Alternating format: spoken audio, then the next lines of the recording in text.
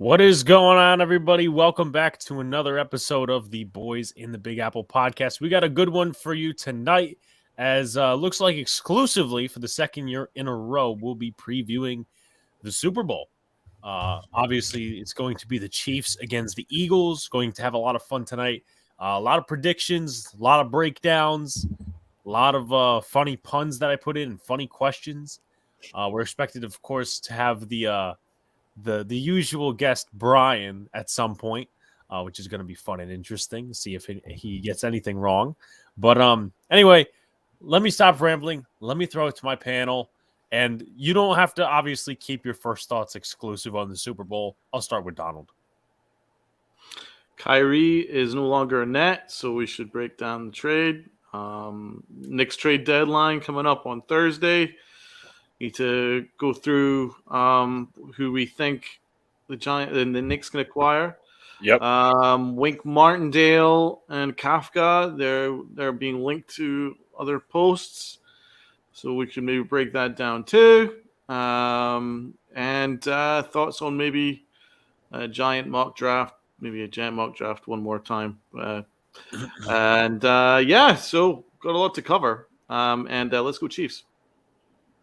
Yeah, I'm pretty sure most of our panel is going to be rooting Kansas City, if not all the panel, especially after last night with the Philly fans chanting, "Let's go Eagles" or EAGLES Eagles. I do want to see possibly if we could get something in Thursday for the NBA trade deadline, though, whether that be a space or a stream. But of course, we'll map that out probably post stream. Then we could obviously recap it all there. Let's go with Luca. Yeah, first thoughts. I'm actually watching the Ranger game right now. John has this on his TV too. But overall, this is the final week we get to endure football until we have to do mock off seasons, mock drafts. For some teams, it's going to be a very cold off season, very warm off season. For others, they don't have to worry about much. But basketball's coming around. Obviously, got the trade deadline coming up, so we'll look at that as well. We'll break down the Kyrie trade and there's nothing much going on with baseball right now. So yeah. Angry John. What's up, boys? Another Monday show. Lucas said we both got the Ranger game on. We had some hits and fights already, so this one might be an ugly one. But, boys, it's story time. It's story time. All right. Yep, another class story, guys. Get ready for this one. So we had a class today where we kind of did like a pre-production 2-minute sports update for radio or television, whatever it may be. And we threw out some topics over the weekend, and there was a bit of a debate. Now, for us, it wouldn't be a debate because we're smart individuals. We understand what New York wants. Some people tried debating today that people in New York care about LeBron James and college basketball of lower schools over the Knicks in general. I'll explain more in depth. So our assignment, I'll do more in depth. Our assignment was to do a 2-minute update for like how they do WFAN. Like they'll do one at 6 a.m. to quickly go over the latest headlines in New York sports. Professor was, saying, he listed in this order: Nets, Knicks, LeBron, getting close to the record, the scoring record, college basketball in the area, UConn, Seton Hall, St. John's, St. Francis, whoever, and then the Yankees Brian Cashman thing. Leave the Brian Cashman thing out of it. There were people in the class who were like, oh, why isn't LeBron ahead of the Knicks? LeBron didn't break the record yet, so why should he be ahead of the Knicks? The Knicks are New York's number one basketball team. There are more fans and more people will listen. Little inquisition into story time. But shouts to Jets West Mess in the chat. Shouts to Tudo. He says shouts to all of you guys from Princeton, Jersey. Interesting. So shouts to Tudo in the chat. Donald, before we get into our Super Bowl opening and all this sort of stuff, Donald, any thoughts on story time? It's a crazy argument. So you're there. Are they trying to argue that college basketball, local college basketball, and LeBron James is bigger than the New York Knicks? Yeah, that's what the argument was. That's what some of them were trying to say. Because the Knicks are irrelevant. Well, they're clearly not irrelevant, but also you could actually make the argument that that the Knicks are actually New York's team. No, they are.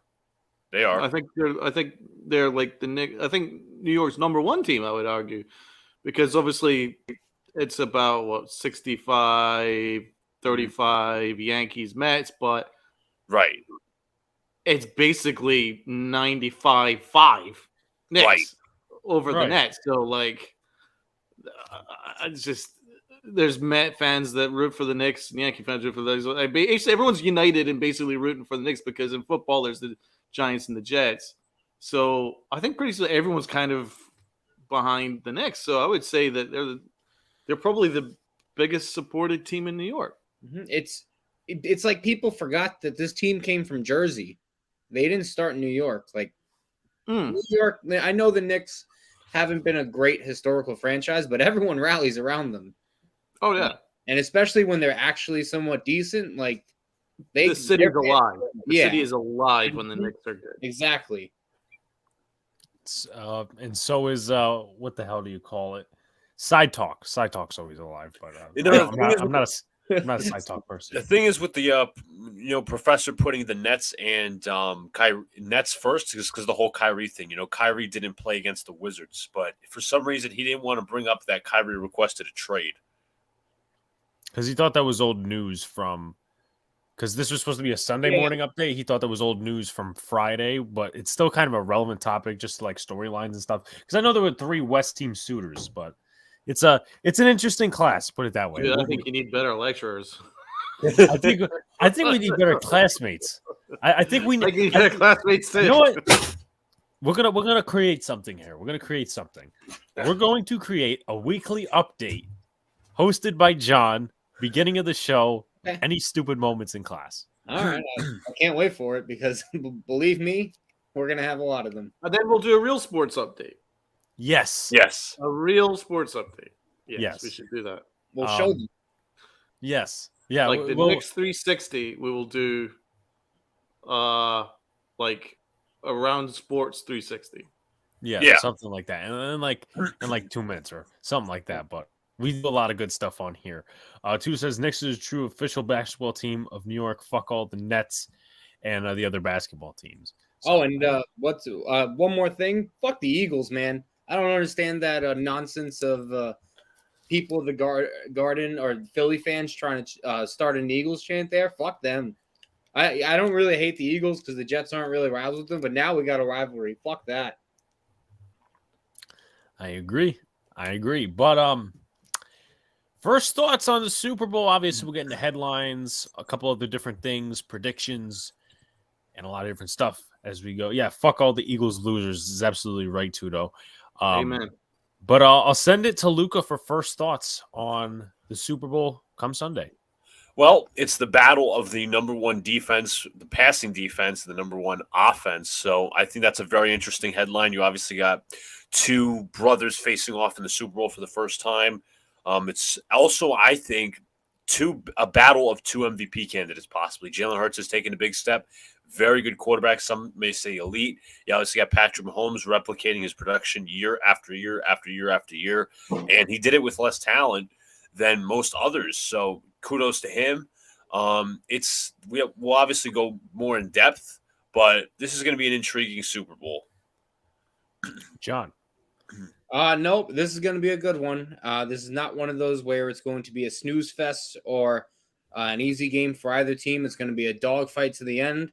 I think it's going to be and by the way, the amount of stars in this Super Bowl off the charts, and whether you look at it for both sides, you can start with the Chiefs and Mahomes and Kelsey, probably the 2 best at their position. You look at the Eagles side, you got guys like Hurts and AJ Brown and star-studded offensive line and tons of stud on the defense. Like this is going to be one of those classic good ones. This ain't going to be no snooze fest. Donald. It's gonna be pretty close, man. I think it's pretty tight. I think the Chiefs. I don't know, man. I'll need to think about it. I still think the Chiefs will win. Due to their experience, this Eagles team have had a great run, but to be honest, they haven't really faced any competition. It's a smoke and mirror Giants team. They got through the 49ers' fourth choice quarterback. You could make the argument that they haven't really been tested at all, really almost this year. The NFC was kind of a cakewalk for them. So I think that it'll be far different when they face the Chiefs. The Chiefs have been facing tough teams all year, and they've won them all, essentially. And they got through, for me, the Bengals, who are, for me, the second best team in football, ahead of the Eagles. So that gives me that belief that I think the Chiefs will come out on top with experience and Mahomes' experience. I kind of like Mahomes in the Super Bowl more than Jalen Hurts. I don't know if Jalen Hurts quite has the arm to win a Super Bowl. But having said that, Nick Foles managed to win them a Super Bowl, so fucking anybody can. So we'll see. We'll see. I think maybe the Eagles are. I think they've got more depth. Yeah, they're stronger, but I just like that little bit of X factor that Mahomes has. I think you can see it through. And Kelsey. Right. So I just wanted to shout out a comment, also do a couple of different things, promotions, whatever. Tudo says, Alex, 19 of my rugby teammates are coming to join me in Jersey. We're going to the Super Bowl next Sunday. We're banned from the link, but not Arizona. There'll be lots of accidental hard elbows to the jaws. Shout out to Jeffrey in the chat. He says, hopefully the Eagles win on Sunday. I'm sorry. I mean, the Patriots are not rivals with the Eagles, so, I mean, there's more implications there. And I mean, they kind of got owned by the Eagles in the Super Bowl, so. You should and also went Jeffrey. the other way around. You have every reason to apologize to us, Jeffrey. It's quite unacceptable, to be honest. Tuto, you are a legend, man. You are a hero, my man. Hey, not all heroes wear capes, all right? Exactly. Yeah. But so one of the Super Bowls was 2004, where the Patriots won with Brady, and then obviously a few years ago with Brady and Nick Foles. So before I get my first thoughts in, we gotta bring somebody in, but we can't bring him in yet. We have to bring him in with an intro. You know what? Forget it. I think Brian just got in my head a bit. That's all. Brian? Why? What did Brian say? Listen, there's a possibility that Don might not be a Giants fan. He might actually be a Patriots plant. Here he is, the man of the hour, Brian. What's going on? You're on mute. This is how we start. It always happens this way, I swear. How are we doing today, guys? How are we doing? Doing good. We're doing good. We're You doing got your good. face this time. You're usually like hidden away off screen, so this is good. Yeah, I'm working on finishing up my setup behind me. I got to add in a couple pennants, some flags and stuff, and then soon I'll be getting to some new content stuff working on. Is this from all the teams that you root for? He'll never stop making content. Oh, like 360? Listen, how many teams do you really see here? Let's be real. You see two teams, don't you? I don't know, man. I'm not in your house. You see two teams. There's the Yankees up there, and you see the Bucks over here. So you tell me. Frickin' Bucks. Honestly. He's also hiding like 70 other the different two Bucks. The Bucks and the Bucks. I may or may not be doing that, actually. In the closet. Brian the bandwagon, exactly. That dude has been on so many fucking bandwagons. I must say this. I was in class today. I was creating the link for this show today. And I was, also jotting down some questions and predictions and all types of formatting stuff. And I'm like, I said to John, we need to you're angry, John, but we need to come up with a name of Brian. So I'm like, you know what? It's Bad take Brian. It's got Bad take Brian's good. Bad take Brian's really good. And we all know who it started with. It started with John. John started that whole thing. Or it could be bandwagon Brian. And this goes beyond the show. This goes back a year or two. He's been saying this for years. You're right. I'm not wrong. Shout out to Danny Duds in the chat. He says, "Up boys, saddens me to say this, but the Eagles will dominate." MH says, "Brian the bandwagon Brady jersey." Do you own a Brady jersey? I do not. Wow. Okay, so that's a little shocking. I don't. I have like a shirt from Goat Apparel that's like the goat and the number 12 in the Bucks colors, but that's it. Closest I get. So yeah, you do have one. That's not a jersey, it's a shirt. It says it's a silver goat that has the number 12 in it. Absolute joke. Okay, Listen. bandwagon Brian. Are you down bad now that the GOAT has retired? Nope, I knew it was coming. He did call So- it in the chat. It was going to happen. It was either he was going to go to another team and not stay with the Bucks, or he was going to retire. Which, it's great for him. I'm just more shocked he's not going to Fox right away. That's true. Maybe Yeah. he needs to Took a reset year after a off. year. He might need to find his new wife. No, I was going to say it's going to be the whole year of an apology tour of, I'm sorry, I messed up. I should have stayed retired. I didn't mean to do that. Trying to win Giselle back. You're not That's only all I'm a fan, you're his marriage counselor. You're not even thinking about this. I think he's got some work to do. I think she's been. I think she's been having She's been fun. having a little fun. She's been having a little fun. Yeah. Having a little Yeah. fun. Can't go into too much detail, but she's having fun probably. Yeah, maybe He's in the right place. He's in Miami, so I heard it was Antonio Brown. I hope that wasn't the case. No. No. Antonio Antonio- Brown has his own problems going on. It's every day with that guy. Listen, we No. thought it ended with the entire pool incident in Saudi Arabia, and then it got so much worse with the Snapchat problem. And now it's James Harrison. Apparently, So James who's going to Harrison. be Tampa Bay's quarterback? It's going to be. Are they going to draft like Jake Hayner or something like that?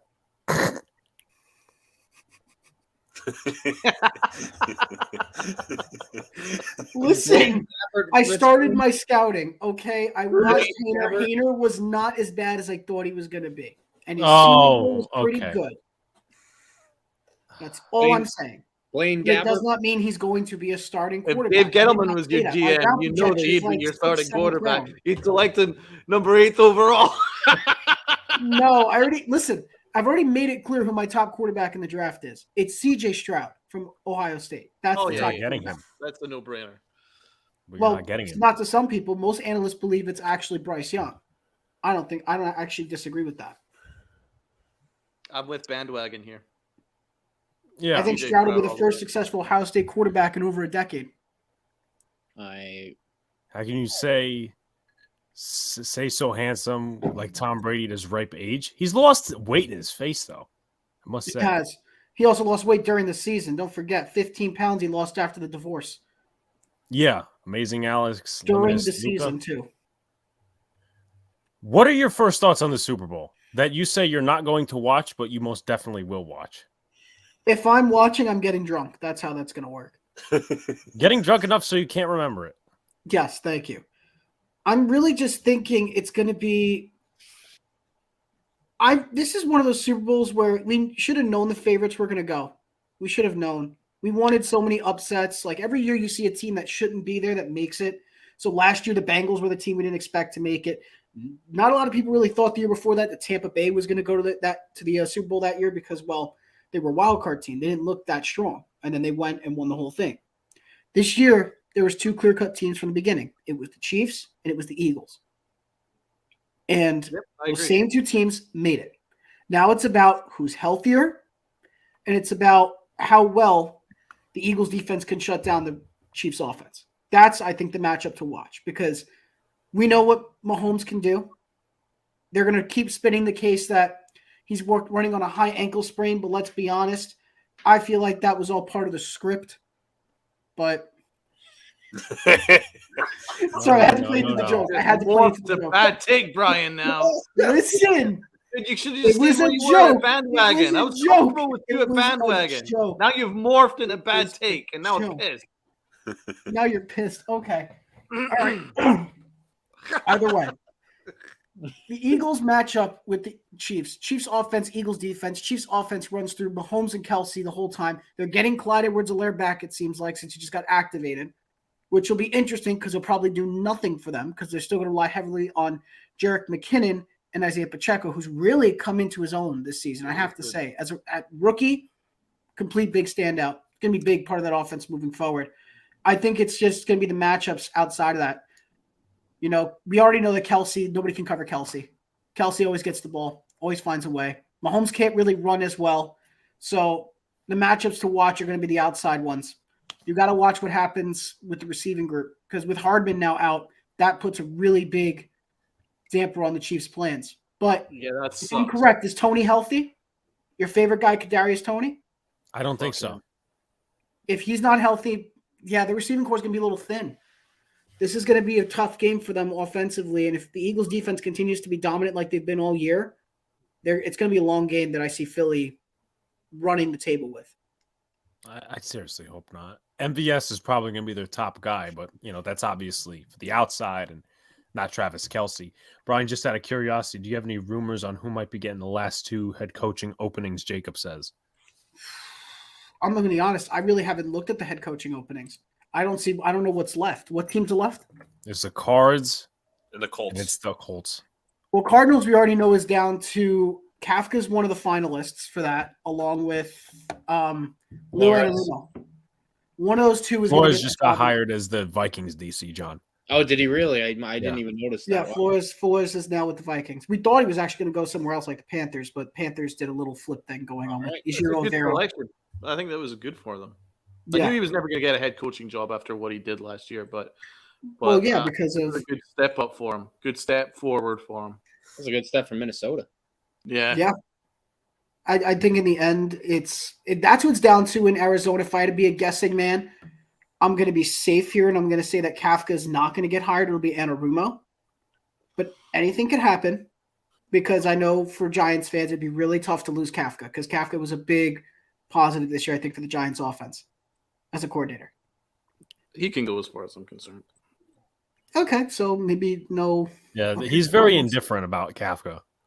That's fine. It's fine. It's only 1 year. That's the only thing that doesn't make sense to me about the idea of going with Kafka as a finalist. It was only 1 year as offensive coordinator for the Giants, and now they're talking about having him as a finalist for a job. Doesn't make sense to me. And then the other job you said was for outside of the Cardinals. It was the Colts. Mm-hmm. Colts. Please don't let it be Wink. Please don't let it be Wink. Please don't let it be Wink or Stecken, I think, or Raheem Morris. No, don't do Raheem or Morris. Jeff Saturday. Saturday, for some reason, they keep saying Saturday's a finalist. They keep saying it. I don't get it. I don't Jim get or it. say, listen to your fans and go with Jeff Saturday. Yes, make my day. Make my day. Please Go let with it be Saturday. Jeff. He's a wonderful coach. So good. He's a great. Listen, I'll give you this. This is how I put it the nice way. He's a great guy. He's a great players coach. As so is Aaron Boone. Football coach, that can remain to be seen. If the best compliment you have is a great guy, that's a pretty bad coach. Yep. Well, But I didn't say he was a bad coach, did I? I just said he was a great guy. It's the really nicest way of saying you suck as a coach. Remember, guys, it's about tiptoeing around the line. So let's get into the biggest storylines.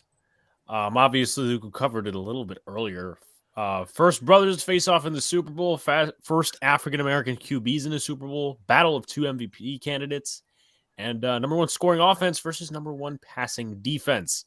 So let's slowly transition into the game plan. We're going to break down the 4 questions, but first thoughts on what you think the game plan is going to be. Let's start with Bad Take Brian. I'm not gonna lie, I zoned out. I'm sorry. What was the question? You're off to a fucking dude. I am start out today. of it today. I am out of it. You could. Let me use a Brian word, everybody. You can't write this script for this. What are yours for? Because we have 4 questions. We have 4 questions for the game plan. Don't worry, I'm focused now. I'm trying to focus. I'm using coffee to keep myself awake right now. If you need an extra hand, it's 4 is the number between 3 and 5. Okay, Oh, I understand. You said 6 questions, right? No, I know it's No, I didn't say 6. I know it's 4. I said here's what I said. Guess you are, man. All right, slow down. What was the question? He must be like we were You've like been John on was for talking about. 8 minutes. Slow down. Like John was talking about him on the whiskey from the Baker Mayfield takes. Seems like he's been drinking a little. Oh yes, the future quarterback of the Tampa Bay Buccaneers. I already know. That's God talking. That's God talking. Play stupid games, win stupid prizes, Brian. But anyway, so you could pay attention. Okay. I have 4 questions about the game plan that we'll break down. But what are your first thoughts on the game plan for each side coming into this game. Bad take, Brian. Okay. Thank you for laying it out slowly. I feel like a kindergartner right now.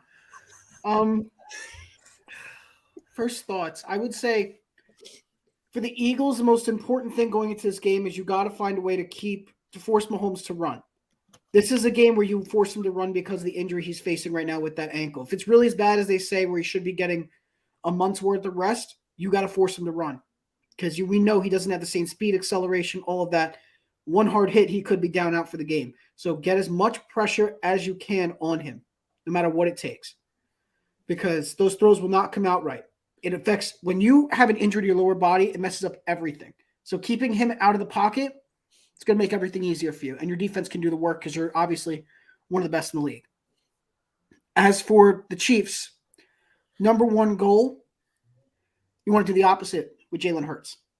Keep him in. I think you want to keep Jalen Hurts in there because his biggest appeal is that people underestimate his mobility. Guy can run. He can move. So if you keep him in, that's where you see him struggle a little bit here and there. We know who his top targets are. They have probably the best receiving core in the league if you think about it.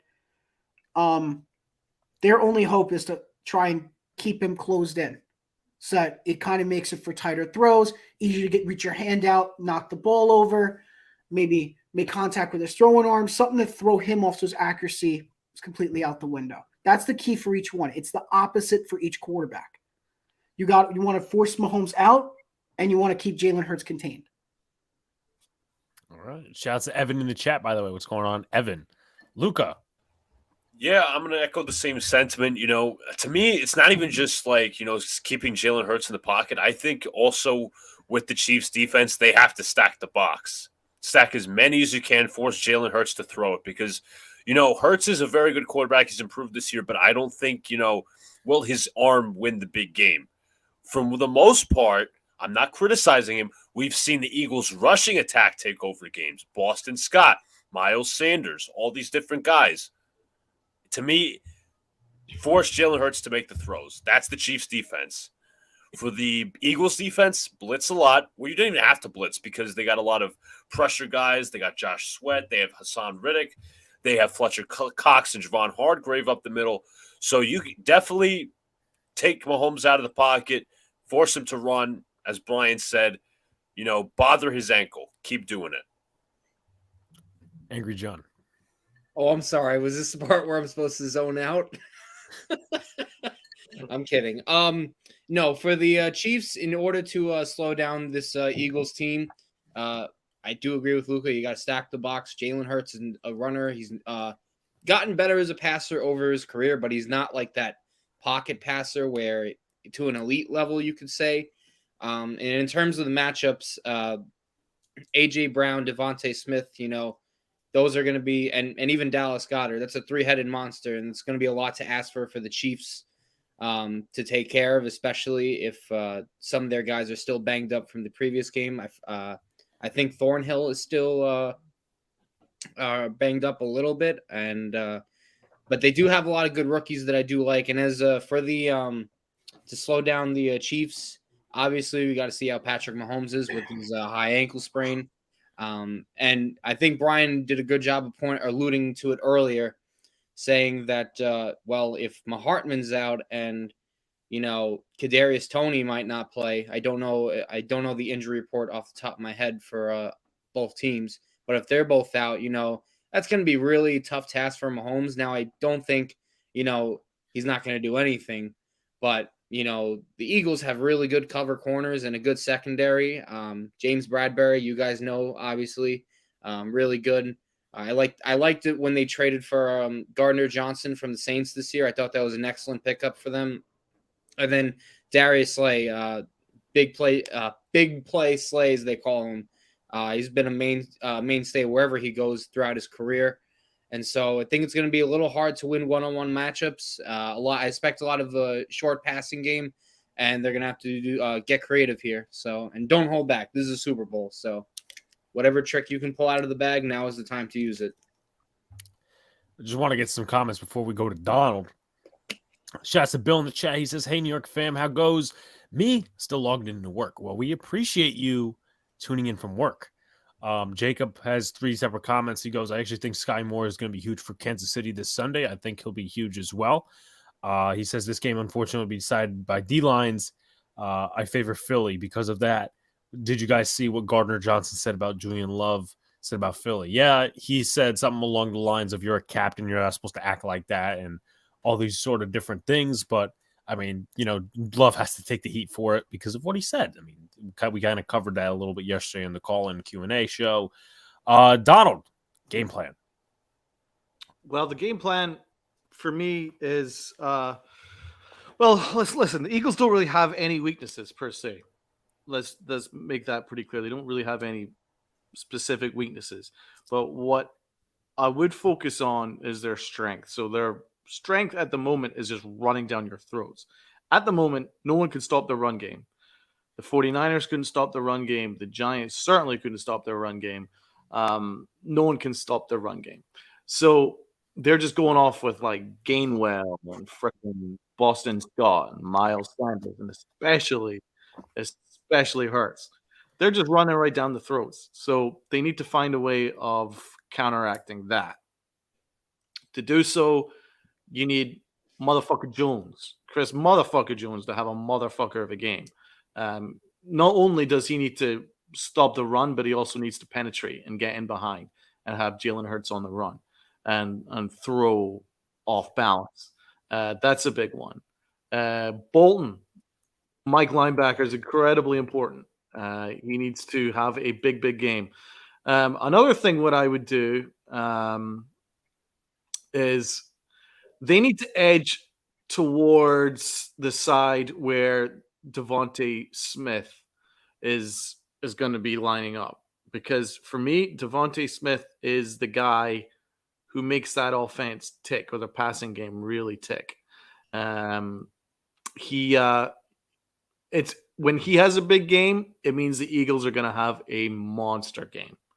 I know that AJ Brown is their number one, but it's almost like Devontae Smith is like his safety net and the guy that just keeps everything taken away in the passing game. So he needs to be shut down. So what I would do is I'd edge the safety over to his side. So you obviously want your corner to have man coverage on him, but maybe edge the safety over to his side as well. So that's certainly one thing I would do. Jalen Hurts is obviously his main strength is his running ability, but he's also got a good arm too. But it's mostly his running ability. He's not even half the quarterback when he's on the run. When he's in the pocket, he's being harassed. His completion percentage drops way down.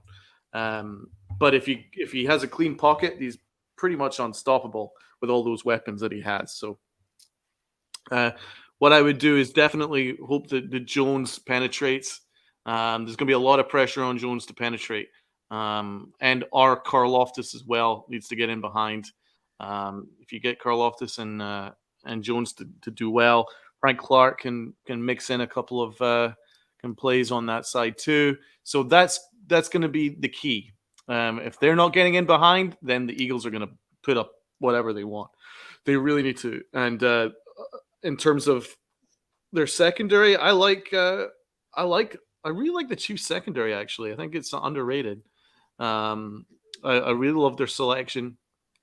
I think they had a great draft, for instance. But I like their corners. I think that let's see. I think Trent McDuffie should have a big game. Jalen Watson's good too, and L'Jarius Sneed is a beast as well. Yeah, Watson's actually had a good. He had a really good playoffs. He's played 100% of the snaps in the AFC Championship game. So, I mean, that is kind of rare for someone to play every single snap in the secondary. So he's a big part of what they do. That's how you counteract the Eagles. As for the Chiefs, well, at the moment, their game plan seems to be, obviously Kelsey's their main guy, but they like their screen game with Pacheco. So I expect a lot of screens, and I'm not quite sure which receivers are healthy for them though, because Juju is he's questionable. McCole Hardman's on the IR. They've recalled Edwards-Helaire. So I'm not quite sure what their receivers are going to line up as. Sky Moore has kind of been iffy as the starting receiver for them. He's not been that great. How about Valdez Scantling? Is he healthy? He is not on the injury report. He is healthy. Yeah, that's good because he was being relied on. He's actually had a resurgence with the Chiefs, so you can maybe look for him to get downfield. They've got a lot of downfield. They've got a lot of speed downfield, and that could really work in our favor because it was such an easy matchup for the Eagles against the Giants because the Giants had no speed at receiver. They can basically keep everybody in front of them, but with the Chiefs, they've got a bunch of dudes that can get in behind, so that could help also. So for the Chiefs, utilize speed, get guys downfield, get the screen game involved, just keep ticking away, positive yards, incremental yards, whatever it is. And Mahomes, there's really not a way you can stop Mahomes because he's so good off schedule, but he's also good in a clean pocket as well. So I like that aspect too, that really, even if the Eagles get successfully in behind, Mahomes can do something special anyway. So that's why I think the Chiefs have the edge, but it's going to be very, very close. And there's not really a weakness on the Eagles team.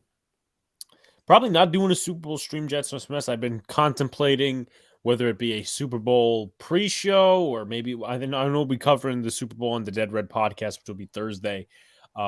Jacob, you're correct on that last comment. Pacheco might get less reps because of the Edwards-Helaire. I think Pacheco's better than Edwards-Helaire. Yeah. Whenever he's on the field, it's like a non-factor. When Pacheco's in, he muddies up the game pretty well.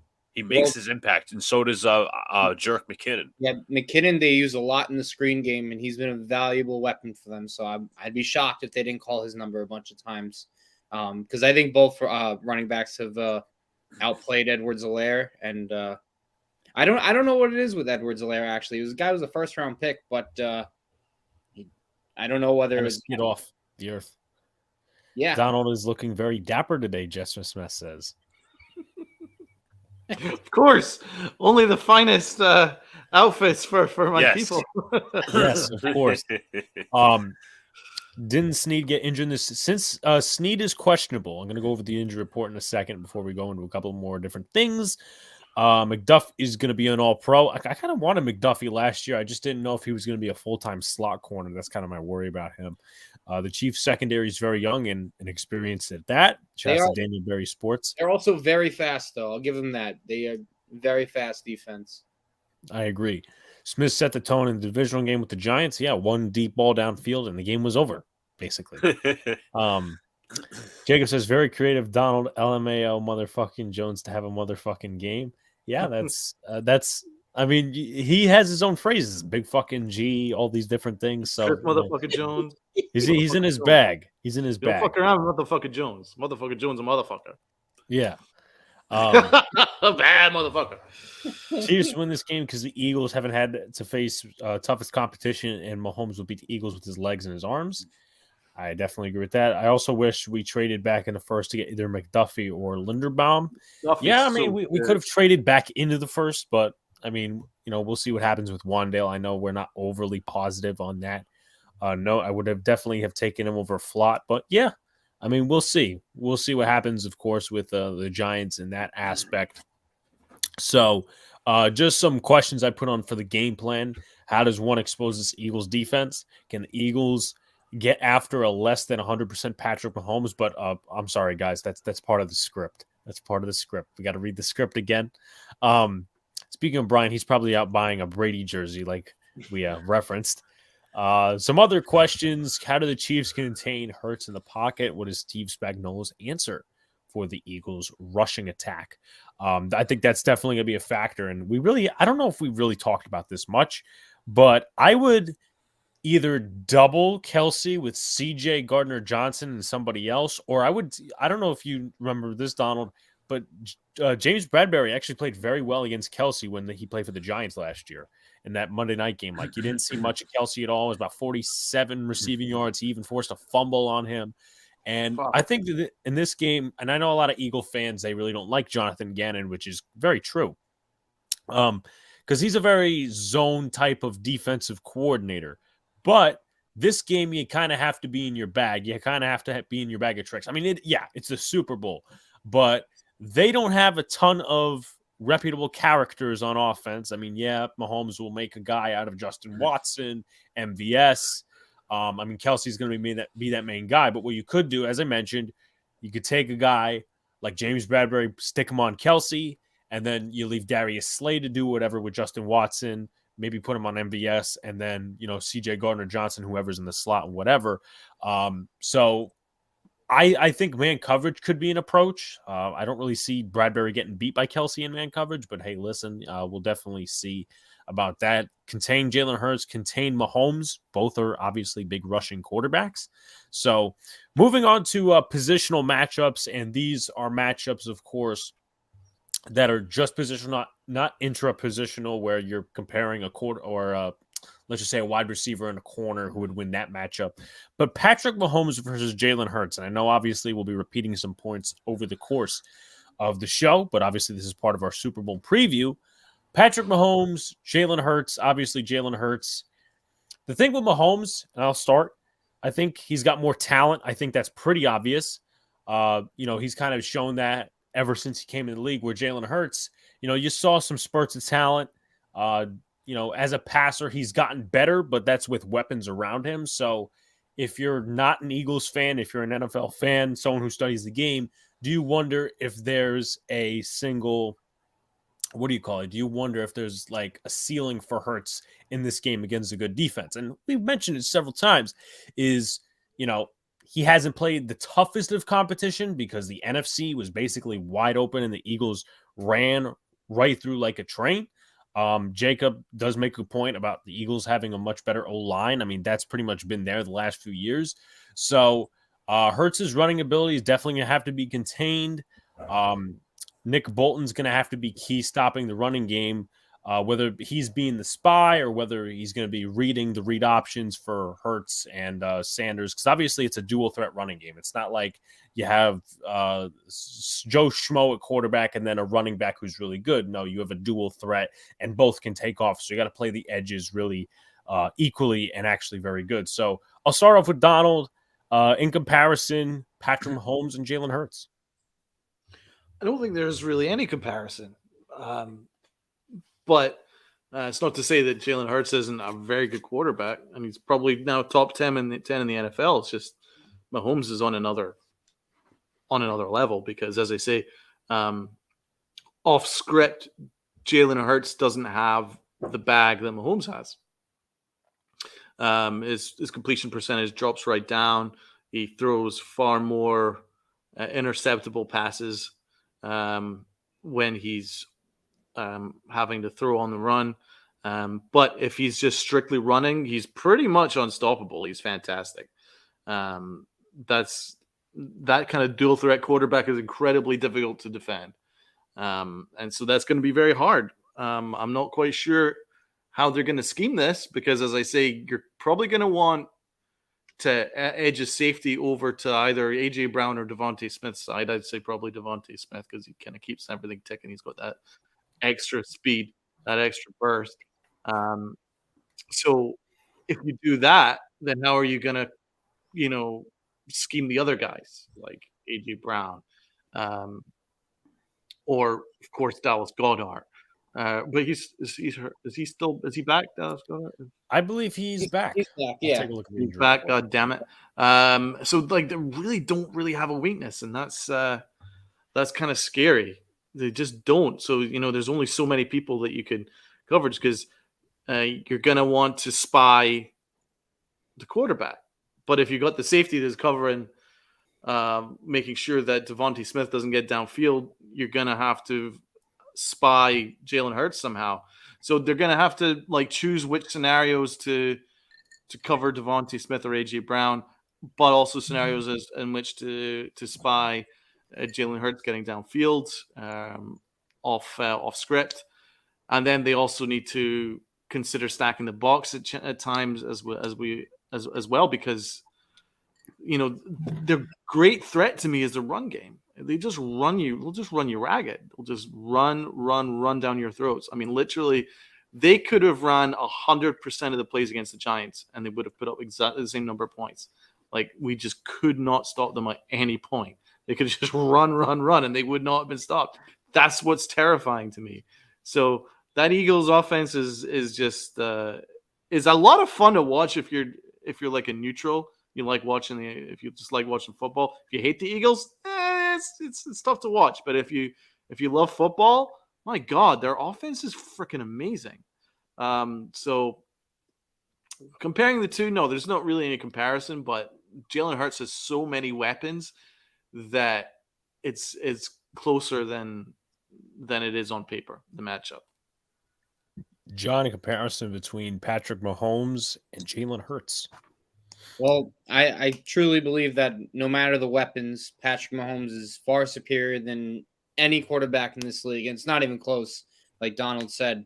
And it is the reason why this game is going to be a lot closer is because, Hurts has all these guys, but Mahomes can make anyone get a 100-yard game. He can get anyone a 3-touchdown game. This man is the real deal. The only time I've ever seen him just absolutely not have a good game, and it's really because he didn't have an offensive line, was that Super Bowl, which Brian's Bucks actually won.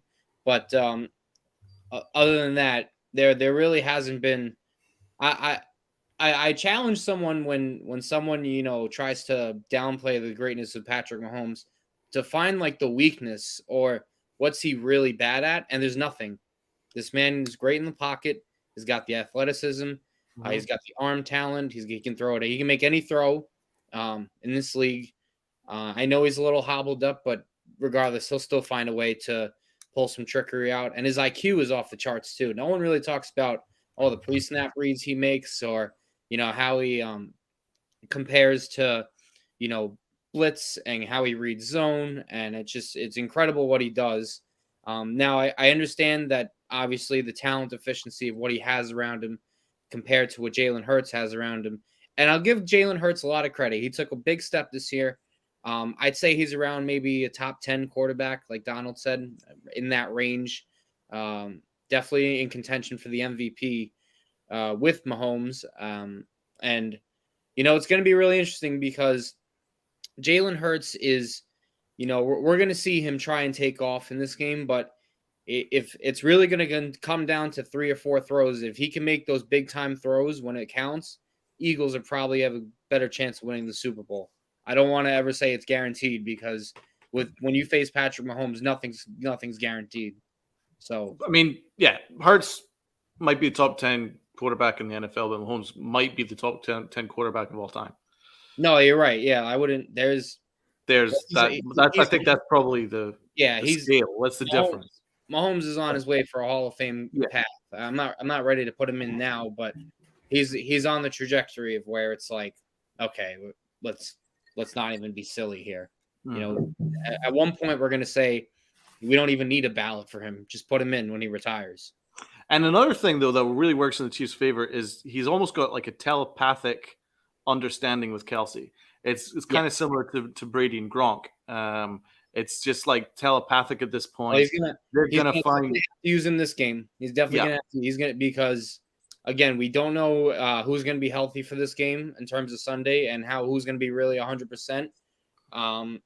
But whether it's Valdez-Scantling or whether it's Juju that suits up, whether it's Tony does play, I don't remember the report that Alex read for the injury report. But I mean, even if he plays one snap, you'll go off and my hammy. Yeah. Even if they put some Band-Aids on Juju and just have him stand there, his presence helps. His mere presence helps. Right. Yeah. They need to find some way of suiting him up. Mm-hmm. And I was very shocked. You go back to the Bengals in that AFC Championship game. They really didn't pressure him all that much in terms of getting a pass rush. They didn't really blitz him a whole lot. Now, maybe the Eagles go a different route because they have a really good pass rush. Especially Hassan Reddick had a really incredible year this year. Great. But they got good rotational guys like Brandon Graham, Fletcher Cox. You could throw the Dominican Sue in there. Trying to think who else they got at the top of my head. Who else? There's a lot. Josh Sweat on the end. Sweat, another guy in the end. So I would be very shocked if Philly just kind of laid back and didn't send the heat early on to Mahomes. Before Luka goes, I just wanted to say two things real quickly. I put up a poll in the chat. Chiefs or Eagles winning the Super Bowl? Well, 54% say the Chiefs, 46% say the Eagles. That's 13 votes, so I'm pretty sure that's a 7-6 ratio.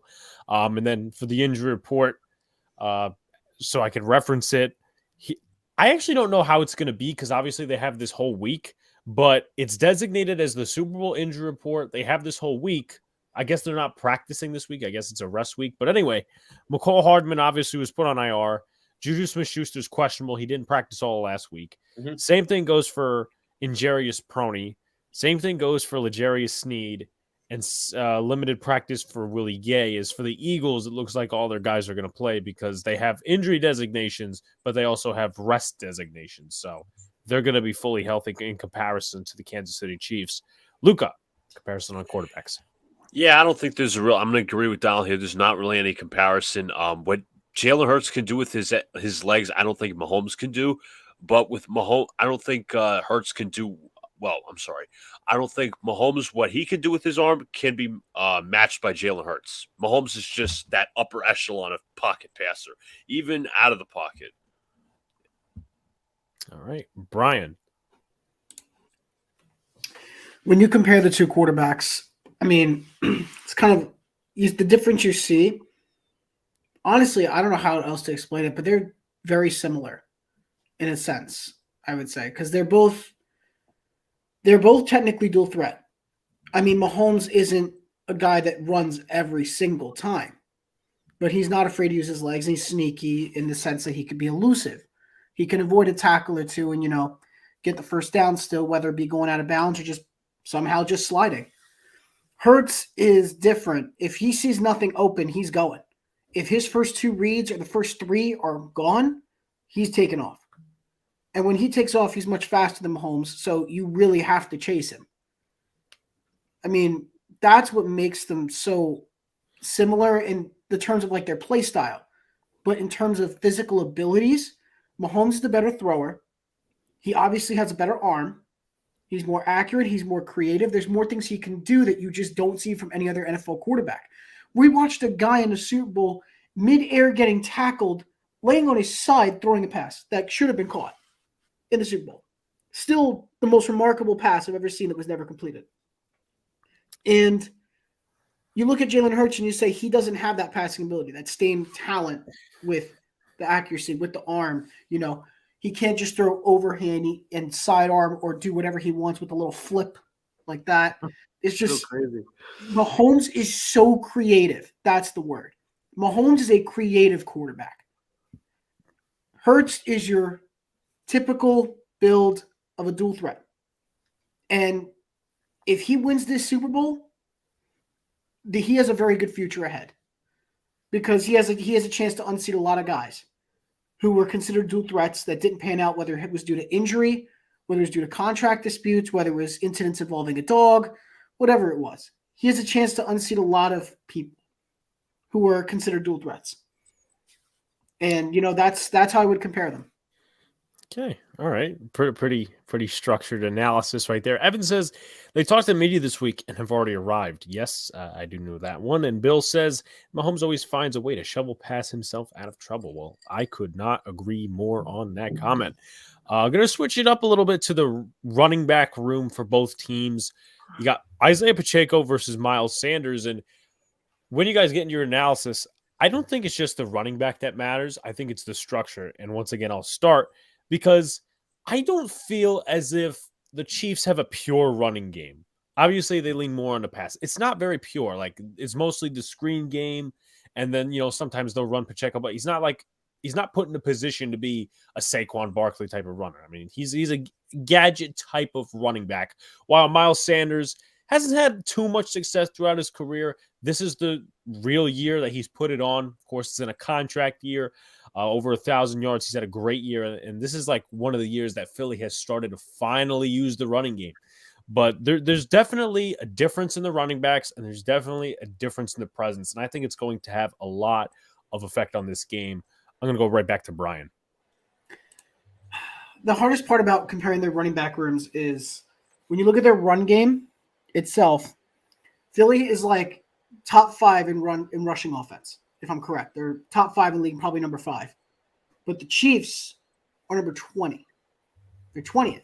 Despite having the thick talent of Isaiah Pacheco, with Jarrett McKinnon, and with Clyde Edwards-Helaire when healthy, the three of them together make a very diverse, well, I'd say strong utility group. Makes a nice committee.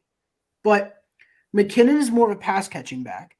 He's not really the type of running back you put out there to get you big chunk yardage. You throw him out and you let him use his speed and maneuverability to get downfield.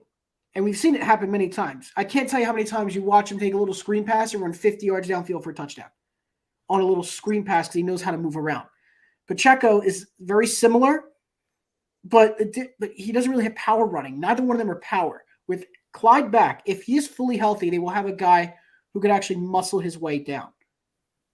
But with Philly, the talent they have available at the running back position, which, that's not limited to Miles Sanders, Boston Scott, and I think the most important one in this matchup, Kenneth Gainwell. Yeah.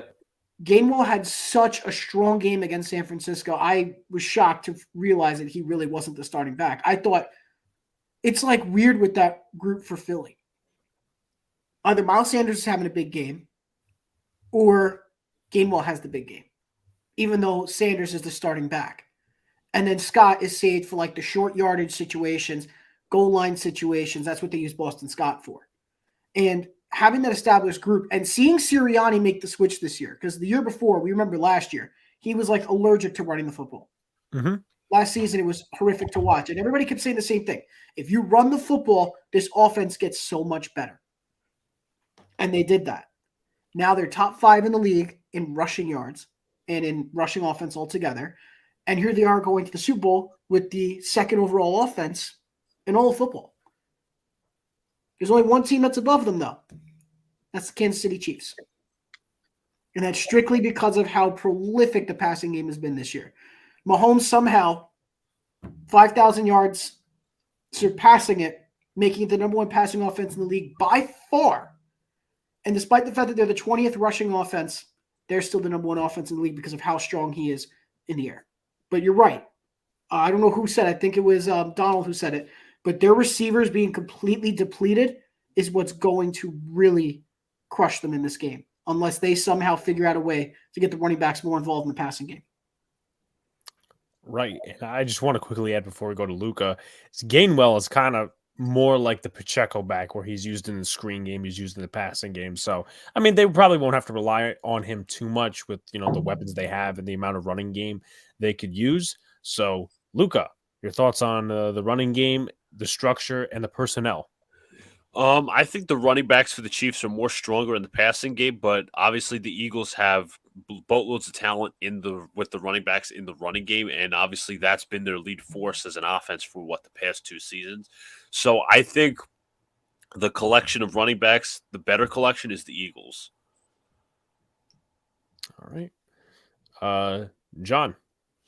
When you compare the 2 running back groups, we'll start off with the Eagles. Well, first off, the reason why they can have, whether it's Hurts or Sanders or it's Boston Scott or Kenneth Gainwell, the reason why is because they have such an excellent offensive line. Here's a word that is going to be used in the right sense: good continuity. Okay, this isn't bad continuity. Good continuity. Guys that have returned or been a mainstay there for a while, whether it's Lane Johnson, Jason Kelsey. Number one, these guys can all run block, and they have really good push up front. And despite their age, they're still athletic and very strong too. But also in pass protection, they do a very good job of picking up the blitz. Some of their tackles like Johnson or whether it's Maliata, they do a very good job of having that initial drop and control against free rushers or anyone that tries to run around them, and just an incredible job that the Eagles have been able to do all year. I mean, you guys announced it in that Giants game when it was Boston Scott that no one predicted him to have a good game, but here he was, tearing up the Giants. And you look at the Eagles, not that they have a bad offensive line, but again, as everyone's sort of said that they more so use them in a passing game situation as opposed to the running game. And just to bring up Donald's point from earlier, the screen game is going to be very important. You got to see a lot of those, whether it's from McKinnon, and I think they're going to even use Pacheco even more in that, just because I think they're going to have to get the ball out quickly. And in terms of who I give the edge to, I give it to the Eagles in their running back group, just because that offensive line can really make anyone get 100 yards. So, Donald. So Pacheco in the last game had 10 carries for 26 yards, but then he had 59 yards receiving. So that really tells a story of what the ideal game plan is for Pacheco.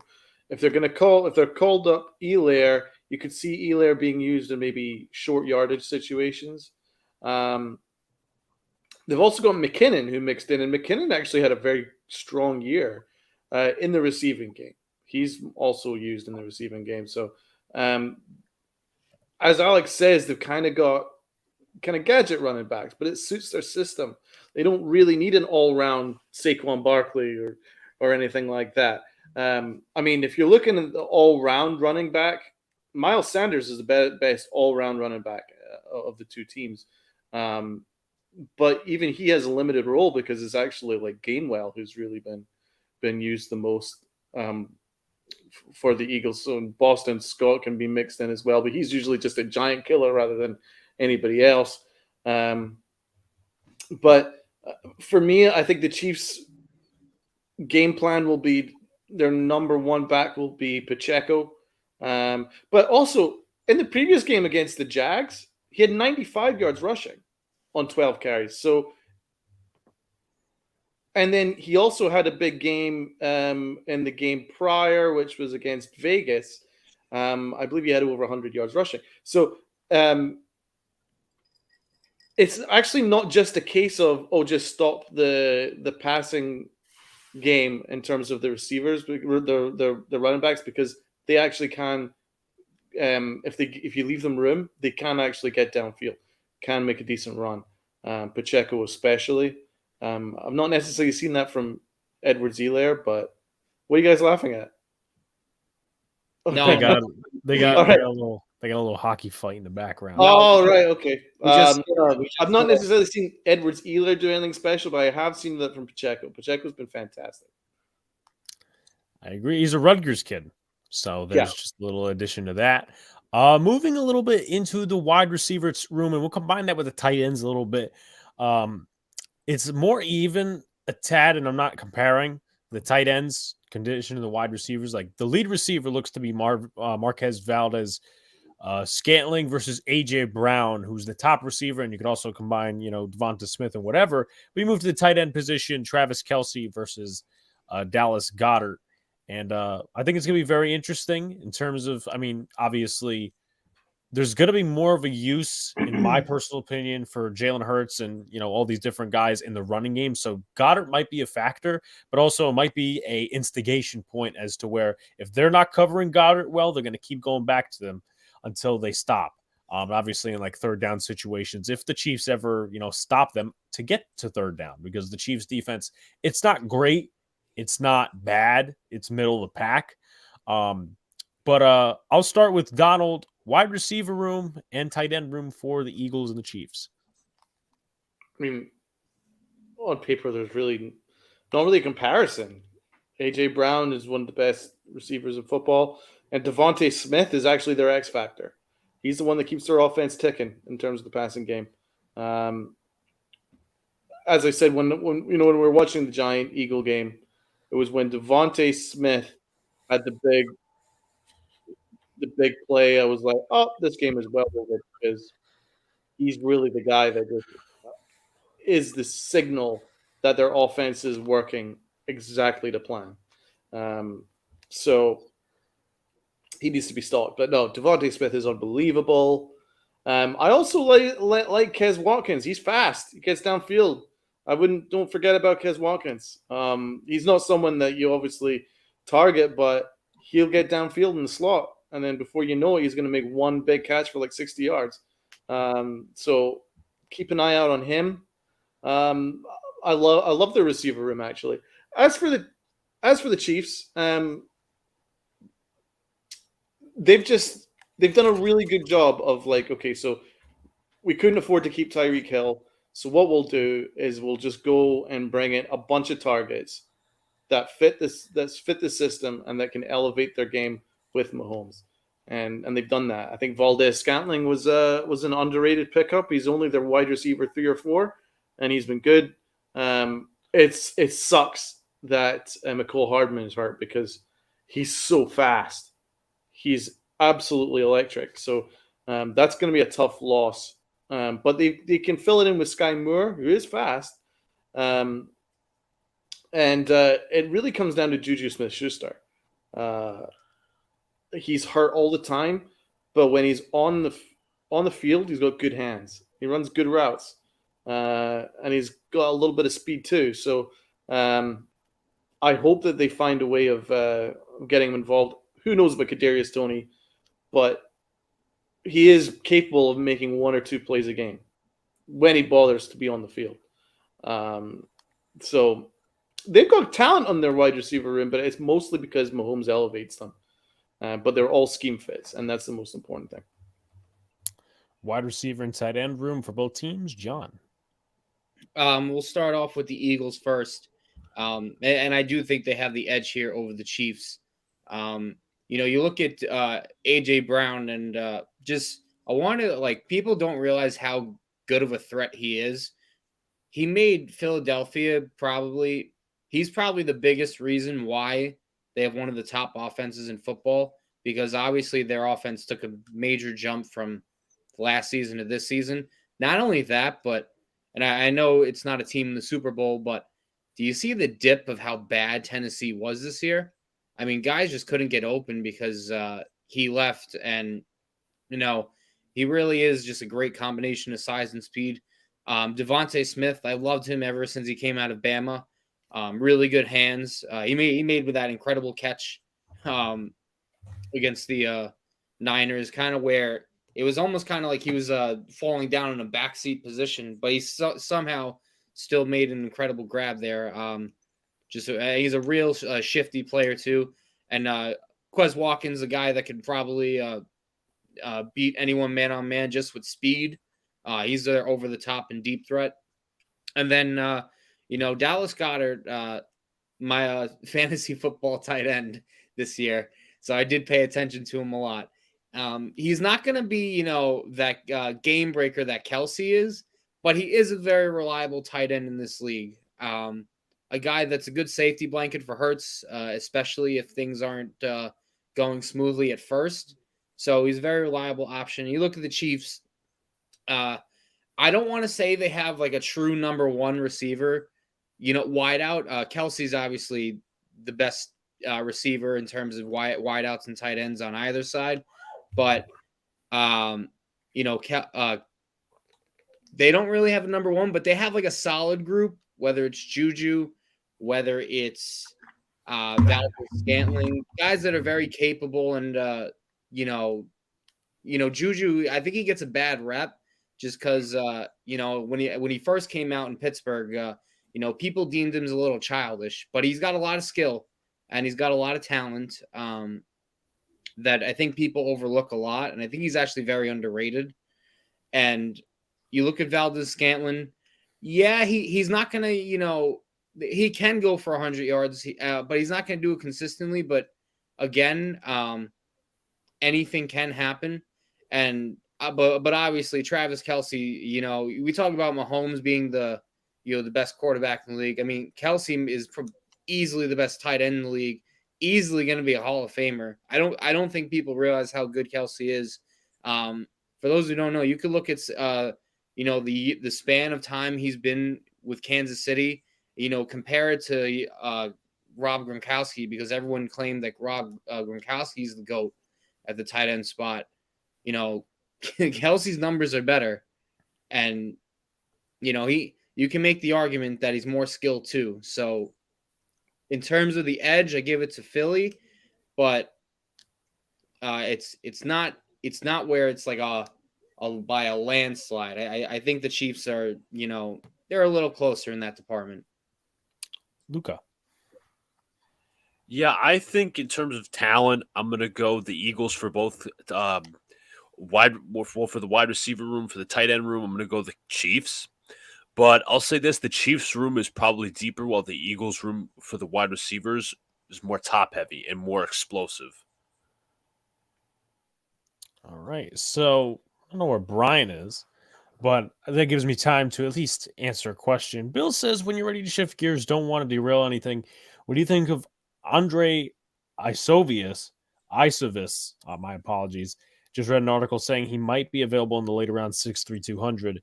He is an Ivy League school guy. Haven't done much research on him. Definitely will take a look. Seems like a bigger body type, which I don't think the Giants need. I think they need speed, separators, but not thin separators. Not like, 155 pounds. And Giants really don't throw the deep ball, so they'll have to make a couple of decisions like that moving forward. Yeah, it is a weird name. It is a weird name, but I was watching Icevius in drills, and he was good. He stood out to me, actually. The only thing that's actually holding him back isn't actually anything skill related for me. It's the Princeton thing. But listen, the Giants selected Daniel Jones at Duke, and Duke is an awful football school. I wouldn't necessarily use that against them. He's been kind of viewed as like a third rounder. He's pretty skilled. As I say, I like a big body guy, and I do agree with Alex where you need speed, but I also think we need a little bit of size there too. But not 50-50 size. You need size that can actually separate. But we do need a big body. I think we do need someone who's like 6'2", 6'3". And I didn't see necessarily speed from Icevius, but I saw good hands and good route running. I wouldn't discount him at all. I keep an eye on him. This 40, yeah, he did actually have a good 40 time, 4.29. I saw him beat a couple of guys in 101 drills. So, I keep an eye out on him, Bill. I think he's good. I liked him a lot. Yeah, Shane is already connected to some of the mid to late round guys. There are two guys. I have it on my Instagram. Once we, make a little incision and take a 2-second break the next time around from the Super Bowl talk, I do have it pulled up on my Instagram who they actually. It was an Indiana linebacker and another running back, but Shane talked to him at the Senior Bowl and never heard of him. Just saw a report a few hours ago that in Buffalo, they have a specific position they always draft in the first round. The report I read was that 90% chance they either go cornerback or wide receiver. We'll see what happens, man. We'll see what happens. I was watching Joey Porter Jr. today. Like what he's got. I think he could be better. Icevius at the Senior Bowl. Is that what he was saying? Yes. He was talking about yes. So if he doesn't get drafted, he's probably here as an undrafted free agent because they tend to – I wouldn't be surprised because, I mean, once again, just taking an incision, taking a little caveat from the Super Bowl talk, and we'll get back to it. You probably saw the video, Donald, where Joe Shane last year, it's actually like 2019, 2020, where Joe Shane went to Buffalo, the school, just to check out what the guys were doing, the culture that's there, and all these different things. And that could be like what he's doing, with Isovius. Sounds like you're kind of underrating him, but he's good. Trust me, he's good. No, I'm not saying he's not good. It's just that I think listen, once again, yes, I have yet to do film work on him. It's just that competition is going to push him back a little bit. And if he happens to go undrafted, then listen. Well, that's why the drills were really important, because he took on some legit dudes that are going to get drafted, and he beat them all ends up. So that's going to help his stock. Brian has some nuggets in NBA, so we'll make a quick caveat on that. All right. So first, I just saw this about 7 minutes just now. Came out 7 minutes ago. I don't know if I would say Mike Scotto is the most credible person in the world. Okay. But supposedly the Nets and Raptors have discussed a trade centered around Pascal Siakam. Mm. And if that trade happens, it looks like Ben Simmons will be part of the deal. What? Yes. This has been discussed. And if Why that would you happens, ever pick on Ben Simmons? I'm not kidding. The Raptors are interested, though, more in getting Nick Claxton. They want Claxton, but also Simmons and several first-round picks have been discussed in these talks. Do the There's Nets no have several confirmation this is first-round picks happening, to get? for sure. But these are talks that have been had between the Nets and Raptors. They've talked about a Siakam trade. That would be huge, I think, for Brooklyn. What kind of assets do the Nets have, though? Because they kind of lost a lot of them. They did lose a lot. They did. But the advantage was they were giving up Kyrie. And giving up Kyrie, who's viewed as a better talent than whatever Dallas had, Yeah. is what benefited them. So they had to get a lot of picks back. So now they have picks to deal out whatever they want. Brian, what's the? Can you just repeat the proposed trade? The proposed trade so far is that all I know about the people that have been mentioned is that Siakam's been mentioned to be going to the Nets in this supposed trade, but it's also been mentioned that Ben Simmons and Nick Claxton will be going back, along with a few first-round picks. Wow. Which I don't know. I don't know if that's an overpay, in my opinion, but that's to be seen. I mean, we already know today that the Nets have been talking to the the win Raptors. for the Nets, in my opinion. And we already know the Nets have been talking to the Raptors because they were floating around the idea of expanding the trade to the Raptors, the 3 team, in order to get Fred VanVleet somehow. Saw that. Well, how many first round picks would they be giving up, and how many do they actually have left? Yeah, that's my question. That's a good question. I can't be 100% sure how many first round picks they have at the moment. I'm going to double check that real quick. Because they said they've offered multiple. Well, because they gave up so much for James Harden. They have their 2023 first. Okay. They have their 2026. Right. It also says here, I'm reading through these. Wait, never mind. 2023 first rounder. And then they have another first rounder in 2023 from either Houston or Philly. Then they don't have another first round pick until 2027, which they got from Philly. Oh my God. And then they also have want to talk to him. And it also says they have 2 second round picks, one in 2025 and one in 2026. But what first round picks would Toronto thinking they're getting? Like, it's not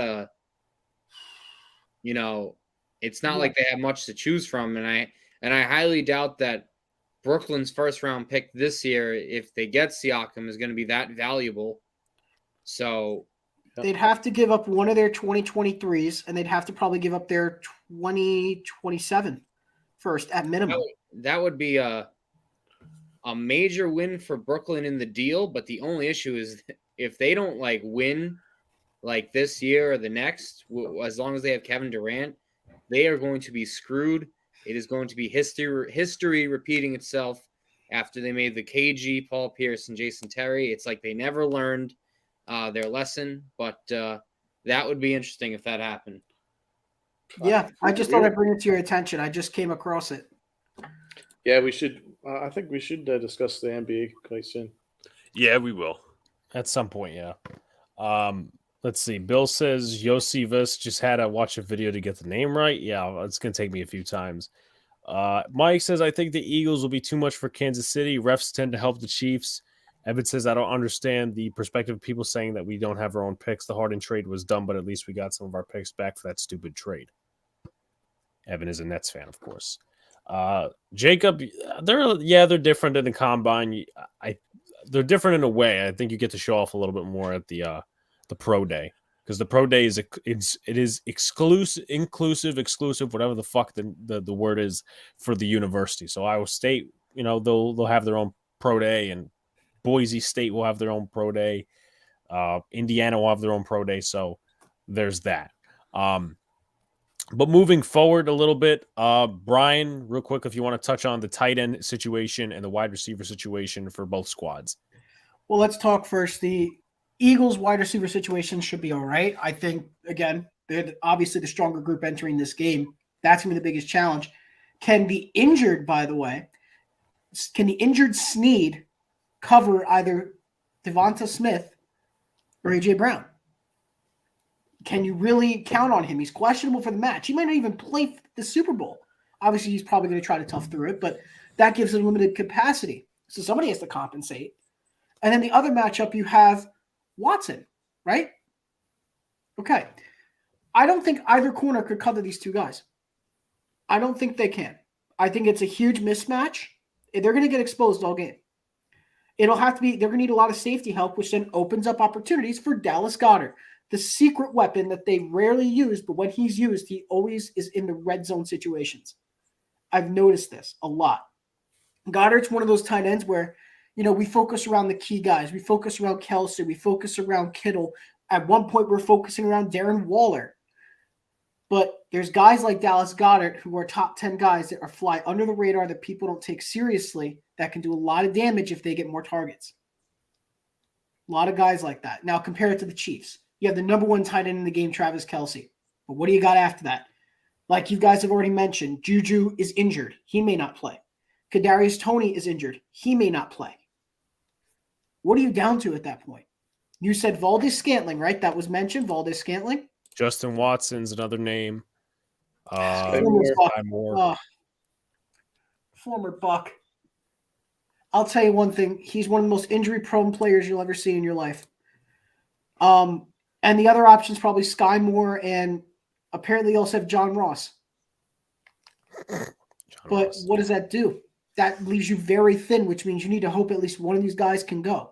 Because God forbid one of them gets hurt, you're in serious trouble. And I wouldn't be surprised if they start running two tight end sets with Kelsey and Noah Gray. We haven't talked about Noah Gray either. They've been using him this season. They've been obviously targeting Kelsey like crazy. But Gray also gets some too. So if they're really limited wide receiver, they'll just run two wide receiver, two tight end sets and go with the two of them. At that point, all you're going to need is Marquez Valdez-Scantling and probably Sky Moore. I would take him over Watson all day.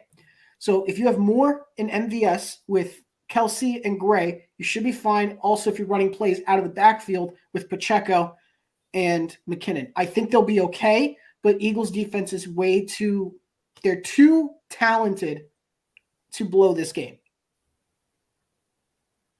Interesting viewpoint. Just to update on the poll we have in the chat. We got 19 votes, 53% for the Chiefs and 47% for the Philadelphia Eagles. Moving on a little bit, we're going to cover the trenches next. Might as well do the O-line and the D-line because those are going to be pretty important for this game.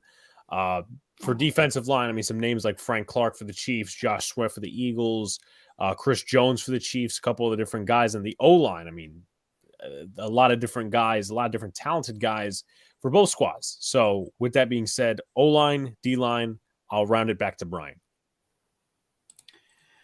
Okay, O-line, D-line. I got to say, the Chiefs have always been known to be good with their pass protection. This year, I don't think they've been as good. I feel like they've been a little bit weaker. But for the Eagles, that has been their strength all season. I think, personally. Unless it's against maybe a top 3 pass rush, I rarely see Hurts go down because of failures to his O-line. If he ever goes down, it's because he ran around too early and they took him down and they got to him. And it wasn't the O-line's fault. That's the only times I've seen errors. So it's an easy balance there. But when you look at the actual defensive lines, because I think that's the matchup we got to talk about, is each team's defensive lines. You look at both of them. Philly has the most sacks in the league. They've somehow found a way to get the most sacks on defense. But the Chiefs are second in that category as well. So they both are very good at getting to the quarterback.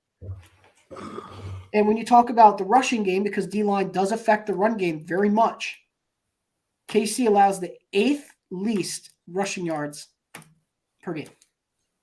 And if you talk about Philly, they're 16th in that category.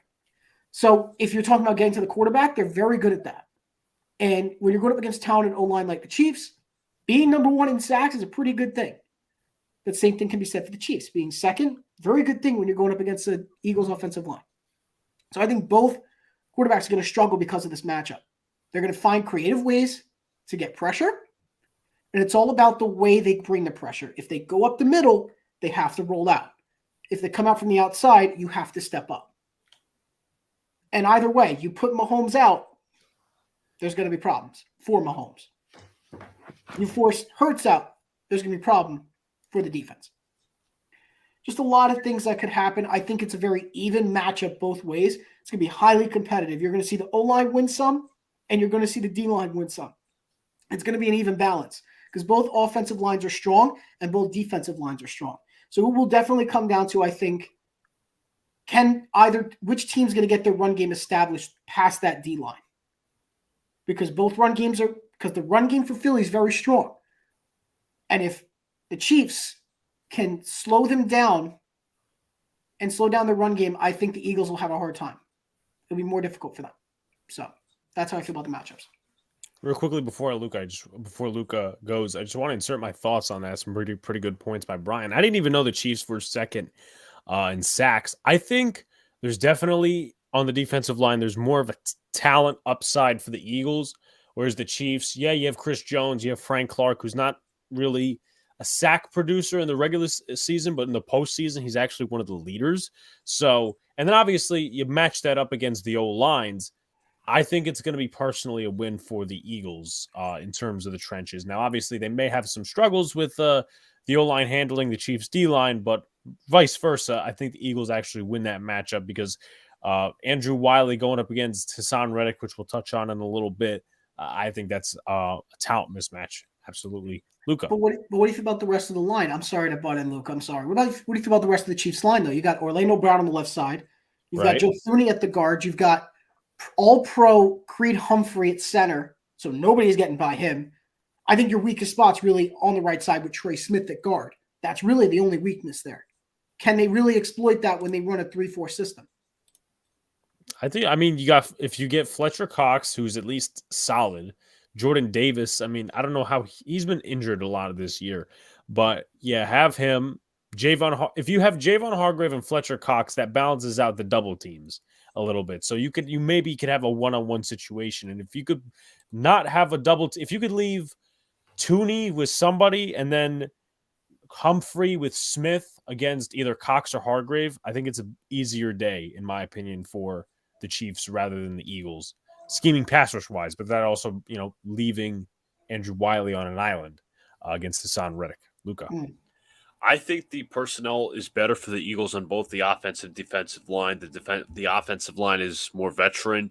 The defensive line is just got a bunch of playmakers over there. Javon Hargrave, Fletcher Cox, still solid. Hassan Reddick, all those different guys. But I think Spagnuolo's going to be a little more creative. So if I have to give the edge, I'm going to say the Eagles by a little bit, but I think Spagnuolo's pretty smart. Let's go to John.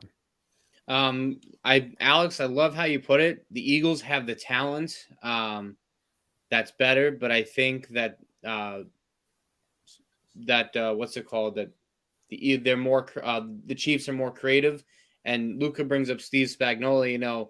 He didn't bring out. You compare the AFC Championship game to the Chiefs Bengals in the regular season. I think he held back a little in some of his stunts that he ran.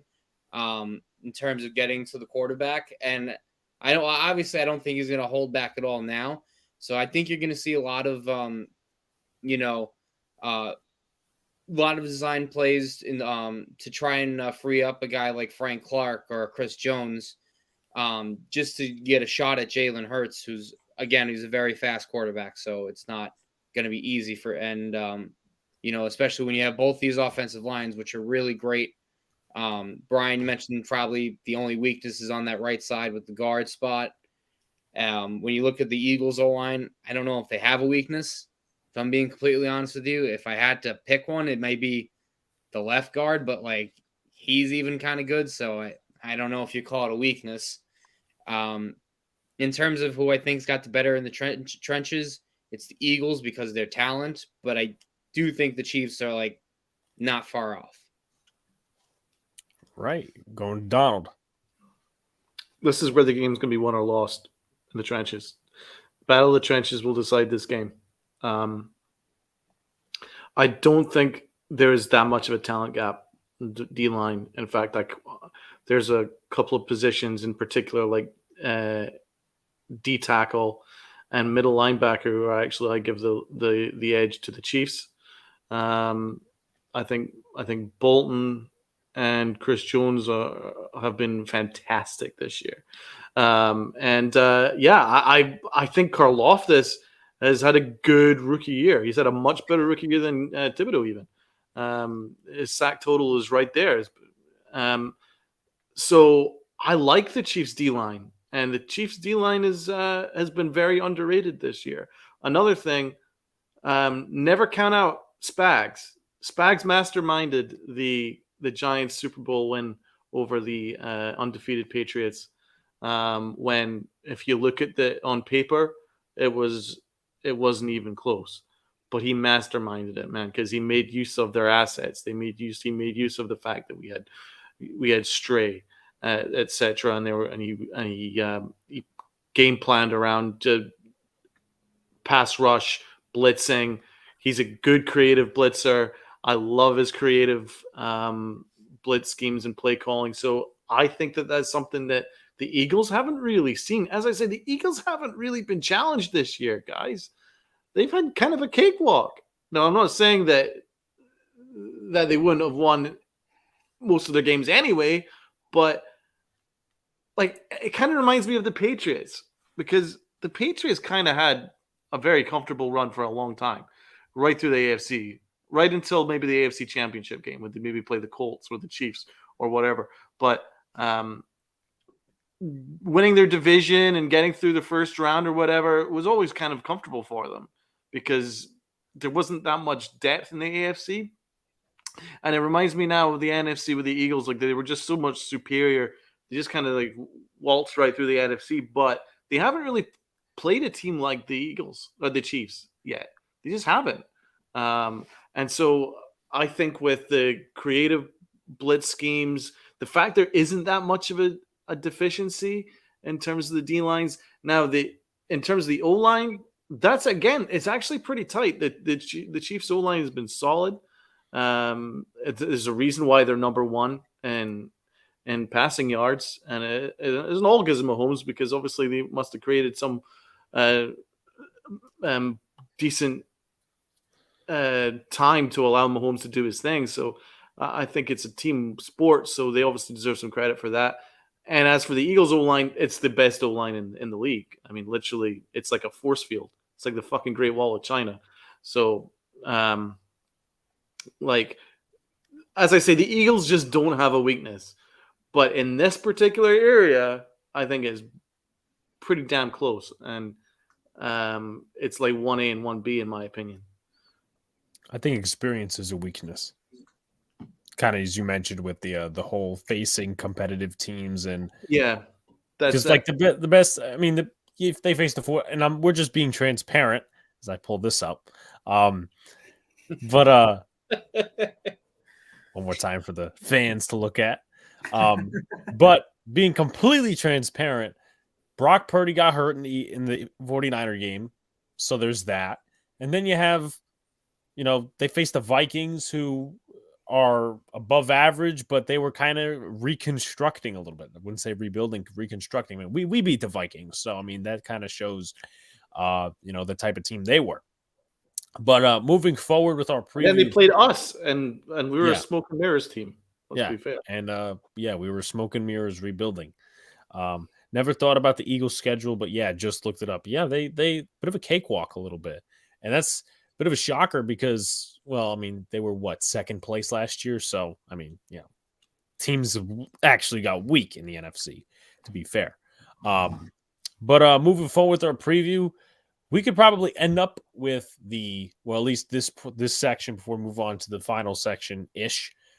cornerbacks, safeties, linebackers. So the back of the front seven and the secondary, how it stacks up for both teams.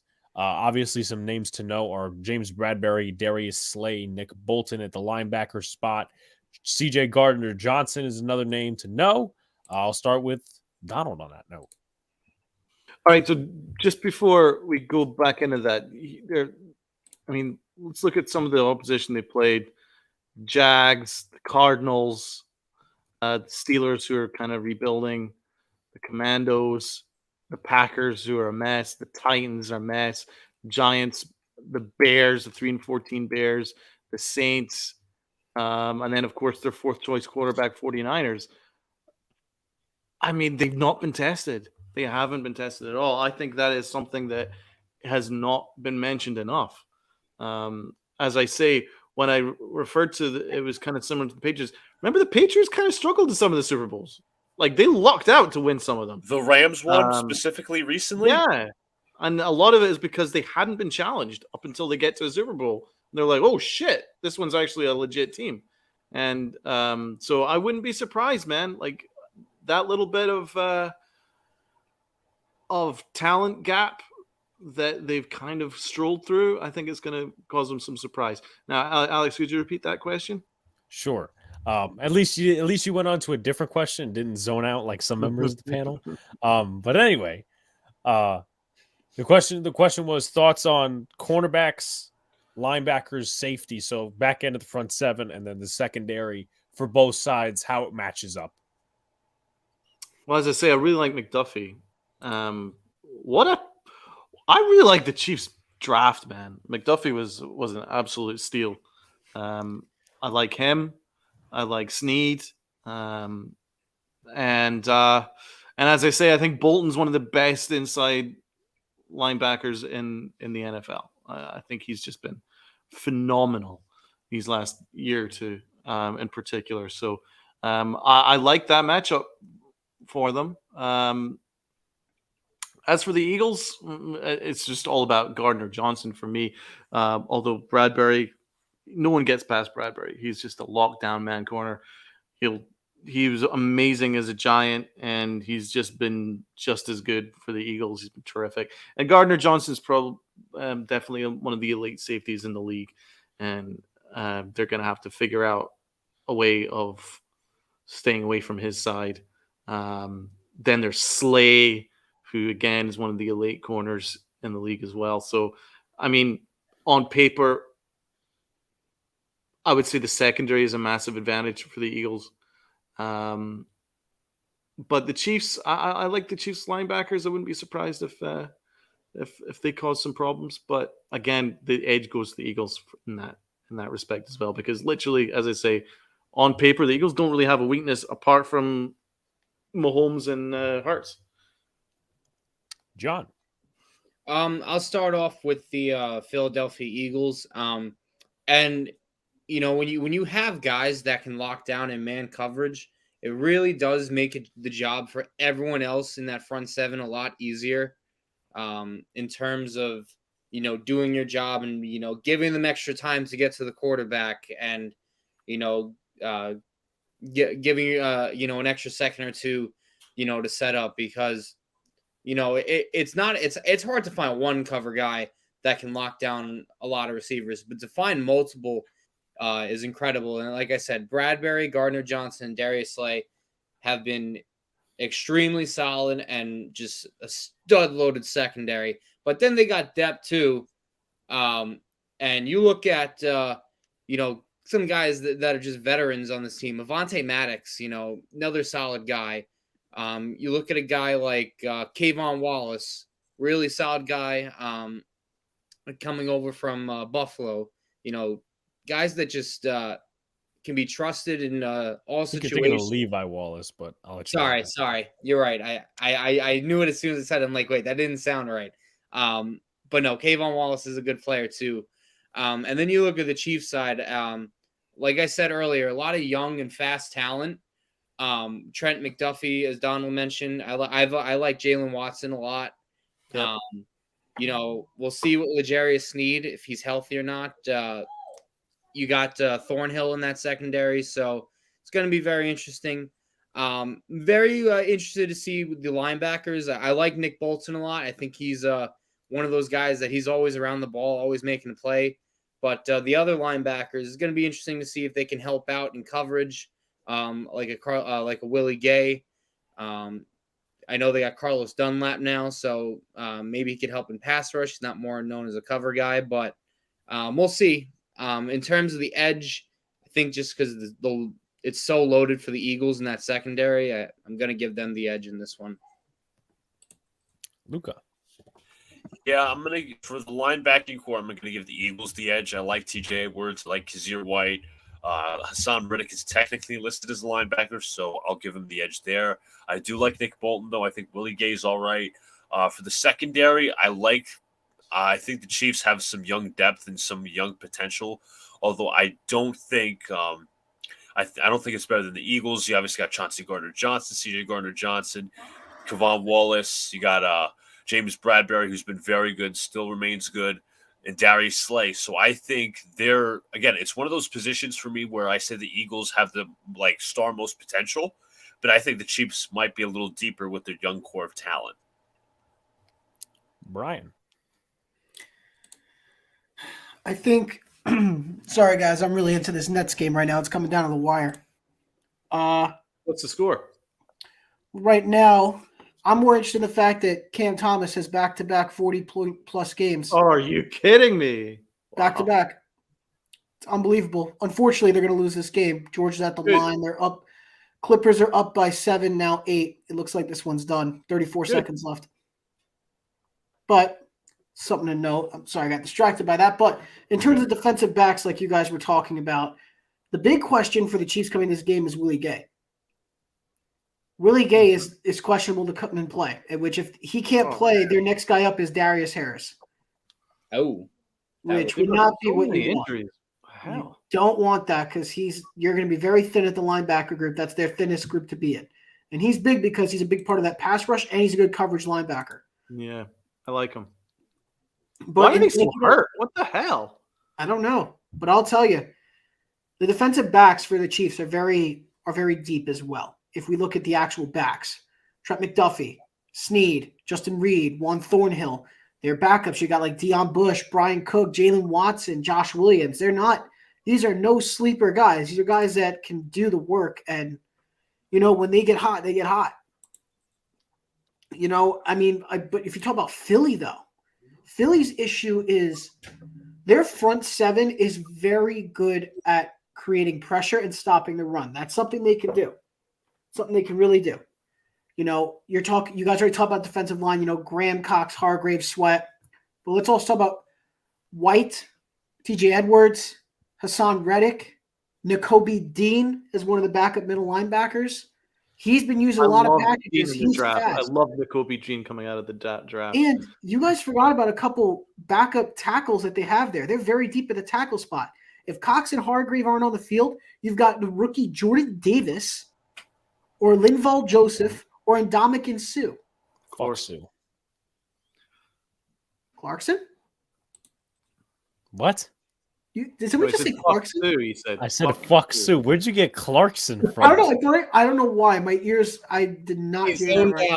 I didn't hear that right. Okay, either way. And like you guys have been saying, Reddick. But Bradbury, Gardner-Johnson, Darius Slay, their only weak spot in that secondary for the Eagles is Reed Blankenship. I don't think Blankenship is that good of a safety, personally. I don't think he's as strong as the rest of the group. That's their weak spot.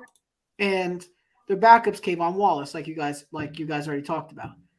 And if you go deeper than that, you've got Marcus Epps and Devontae Maddox also to talk about, another safety and corner. So they're deep as well. So you got two groups that are deep. They're good at coverage. It's really going to come down to the front sevens for both squads. I don't see the issues going to be on defensive backs. Maybe more because of the talent that the Chiefs have coming up against the Eagles' talent of wide receiver. That's where I see a little discrepancy. And that's why I think I give the advantage to the Eagles. But if you're talking about Chiefs players versus Eagles, in terms of Eagles defenders, every sign is pointing in the direction that the Eagles are going to be very heavy favorites in this game, and they should be. I wish I could say it otherwise. All the signs are pointing in the Eagles' direction for this game. Everything's going in their favor right now, especially if guys are injured and can't go. If any one of the Eagles players that are on the questionable list don't play, I think they're really done. They're in a lot of trouble. Yeah, a ton of votes so far for the Chiefs. Well, a ton of votes on the poll. Chiefs 57%, 43% for the Eagles, 21 votes. Just a reminder before we get to the prediction / cross positional matchups, it's going to be a fun segment.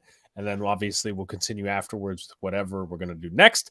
Like, comment, subscribe, do all the good stuff. We're still counting down to 1K subs. We reached 900 a few days ago. Actually, a week from Wednesday, we reached 900 subs. I don't know if I said 9K, but you guys know what I mean. Follow everybody. Their links of social media and all their work is in the description. So I just wanted to make sure you guys do that. But moving to the cross-positional matchups and also a mix of predictions as well. I'll start with Brian. Right tackle Lane Johnson versus defensive end Frank Clark. Oh, that's a tough matchup. You're talking about one of the best tackles in the game right there. One of the most reliable too. I got to give it to Clark.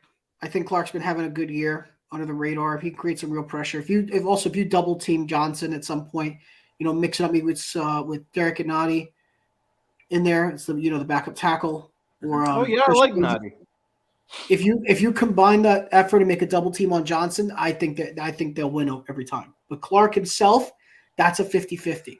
Johnson's going to win some, but Clark is going to win some too. And Clark, if he wins, you better hope to God he don't hit your quarterback. I was going to also say Johnson is also kind of sacrificed. He has a groin injury. He tore his groin. That's a good point. He also false starts early, but nobody seems to look at that. No. Everybody at the NFL is going to defend that. No, Lane Johnson moves early.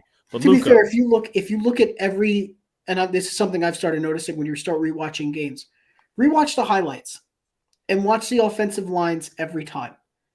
Every play, almost, it feels like there's at least one person moving early. Every single snap, if you watch it, even in Giants games, you'll see it. It's with every team. Almost every play, you see one person move a little bit early, and it's never called. Even if it's just a slight twitch. But selectively, they like to choose which is called. That's kind of my point. Luca. I'm expanding upon that point. But. No, I know. Lane Johnson versus Frank Clark. I think Lane Johnson's a warrior, but I think I'm going to give it to Frank Clark. I think Frank Clark will take advantage of a sacrificed Lane Johnson. Let's go, John. I'm on the Frank Clark train. If Lane Johnson's a little banged up, I think Lane Johnson's one of the best tackles. But if he's even a little nicked up, I'm going to give that edge to Frank Clark, who's a good veteran postseason pass rusher. Right. Justin Smith says they call the false starts on the Jets every single week. Donald, Frank Clark versus Lane Johnson. I'll struggle to vote against Lane Johnson. He's that good. But I think it'll be like 50-50. I'm kind of with Brian there. I think, there's going to be wins on both sides. But I think that the wins that Clark gets will be more significant. Even if he gets in behind once and causes one forced fumble or something like that, then the game changes. But I would still edge toward Lane Johnson kind of shutting things down. He's that good. Next one on the list, right tackle, and I'll go to Donald again for this one. Right tackle, Andrew Wiley versus Hassan Reddick. Hassan Reddick has been having a great year for the Eagles. He's a very good pass rusher. Very good. I think he wins that matchup. John?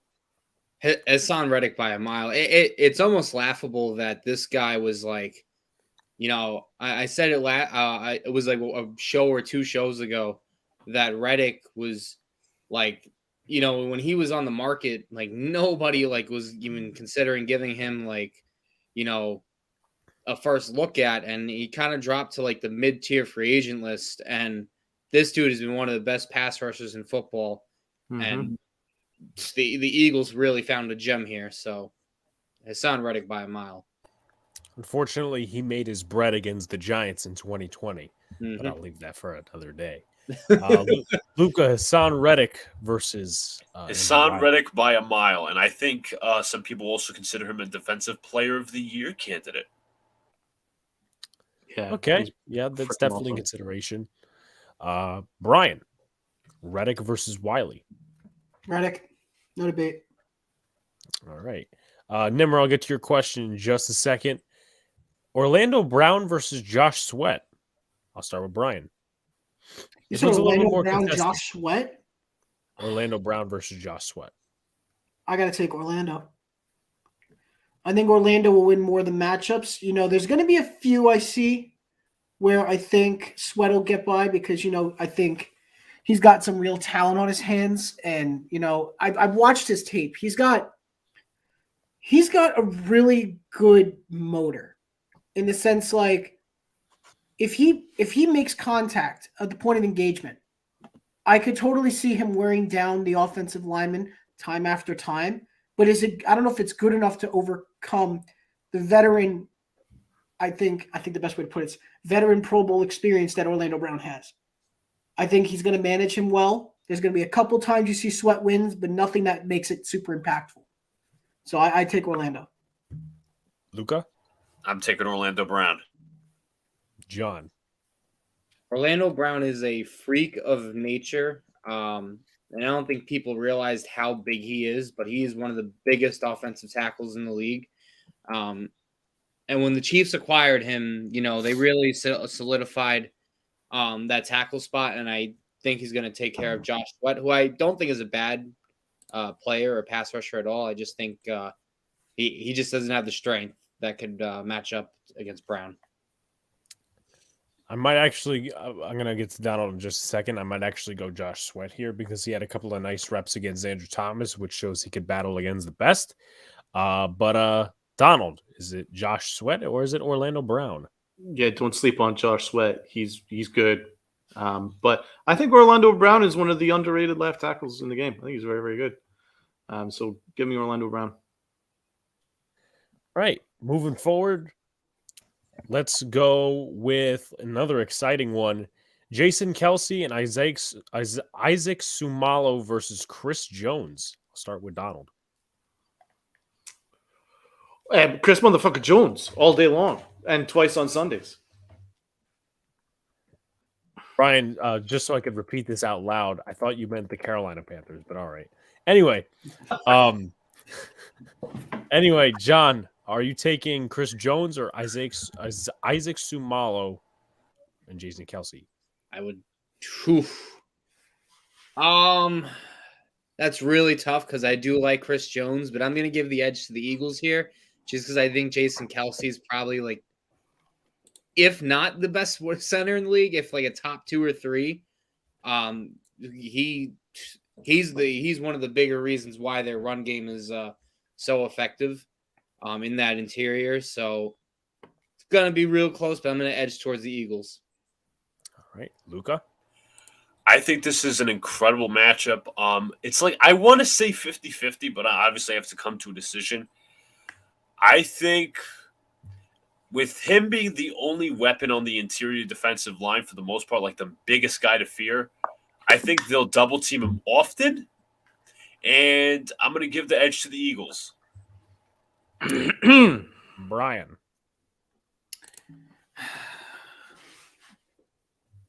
Eagles. So everybody's going Eagles except for Donald. Chris Jones had 15 and a half sacks, 17 tackles for a loss. He is my guy. I'm riding with him. Two forced fumbles. We're not saying Chris Jones is all day long. Dude, Jason Kelsey is one of the best interior offensive linemen in the league. I don't care You think in the biggest game, I'm sorry, I'm backing you up here, John. You really think that in probably the last game of his NFL career, that Jason Kelsey is going to let Chris Jones absolutely chew him apart? Absolutely. He's going to let him. It's just Chris Jones is that freaking good. He's been chewing everybody up. He's got bragging rights on the line over Travis Kelsey. He's got to go for the bragging rights. He's not going to go out losing to Chris Jones just so Travis Kelce can have bragging rights. He's going to play his heart out, put everything on the table in his final game of his career, just so he can say, I beat my brother and won a Super Bowl over him. Like, I just see that. The personal aspect, the personal motivation is what will push him to take care of Chris Jones. Forget the physical. Chris Jones, baby. Let's go. I have an inside thought that Donald might be right, but we'll see on Sunday. Next one on the list. No, not 220 or 21 draft picks, but Trent McDuffie versus Devonta Smith. I'll start with Brian. Devonta Smith, I'm going to say that. I think that I like McDuffie. Don't get me wrong. Devonta Smith is going to be just absolutely overwhelming. I don't think there's going to be a real response to that. I don't think the Chiefs have really faced a wide receiver group as talented as the Eagles one. I know we can make the argument that 2 weeks ago, or actually a week ago, they did face one that was comparable, which was Jamar Chase and T. Higgins. But are we really sure about that? I don't think Higgins was the healthiest for that game, personally. So I'm going to have to give the edge to Devonta Smith just for that reason alone. Just for that reason, I think the technical aspect, the fact that Smith is going to end up being a top 10 wide receiver in the league when it's very soon. It's just the talent's there, the ability's there. I don't think McDuffie can overcome that if that's the matchup. Luca. Devontae Smith by a mile. John. I do like McDuffie, but Devontae Smith in this one. Not even gonna argue. Sir Donald. Give me McDuffie. The reason why is because this is the matchup. They cannot lose this matchup. If Devontae Smith goes off, then there's literally nothing the Chiefs can do to stop the Eagles' offense. So if my hunch is right and the Chiefs will win,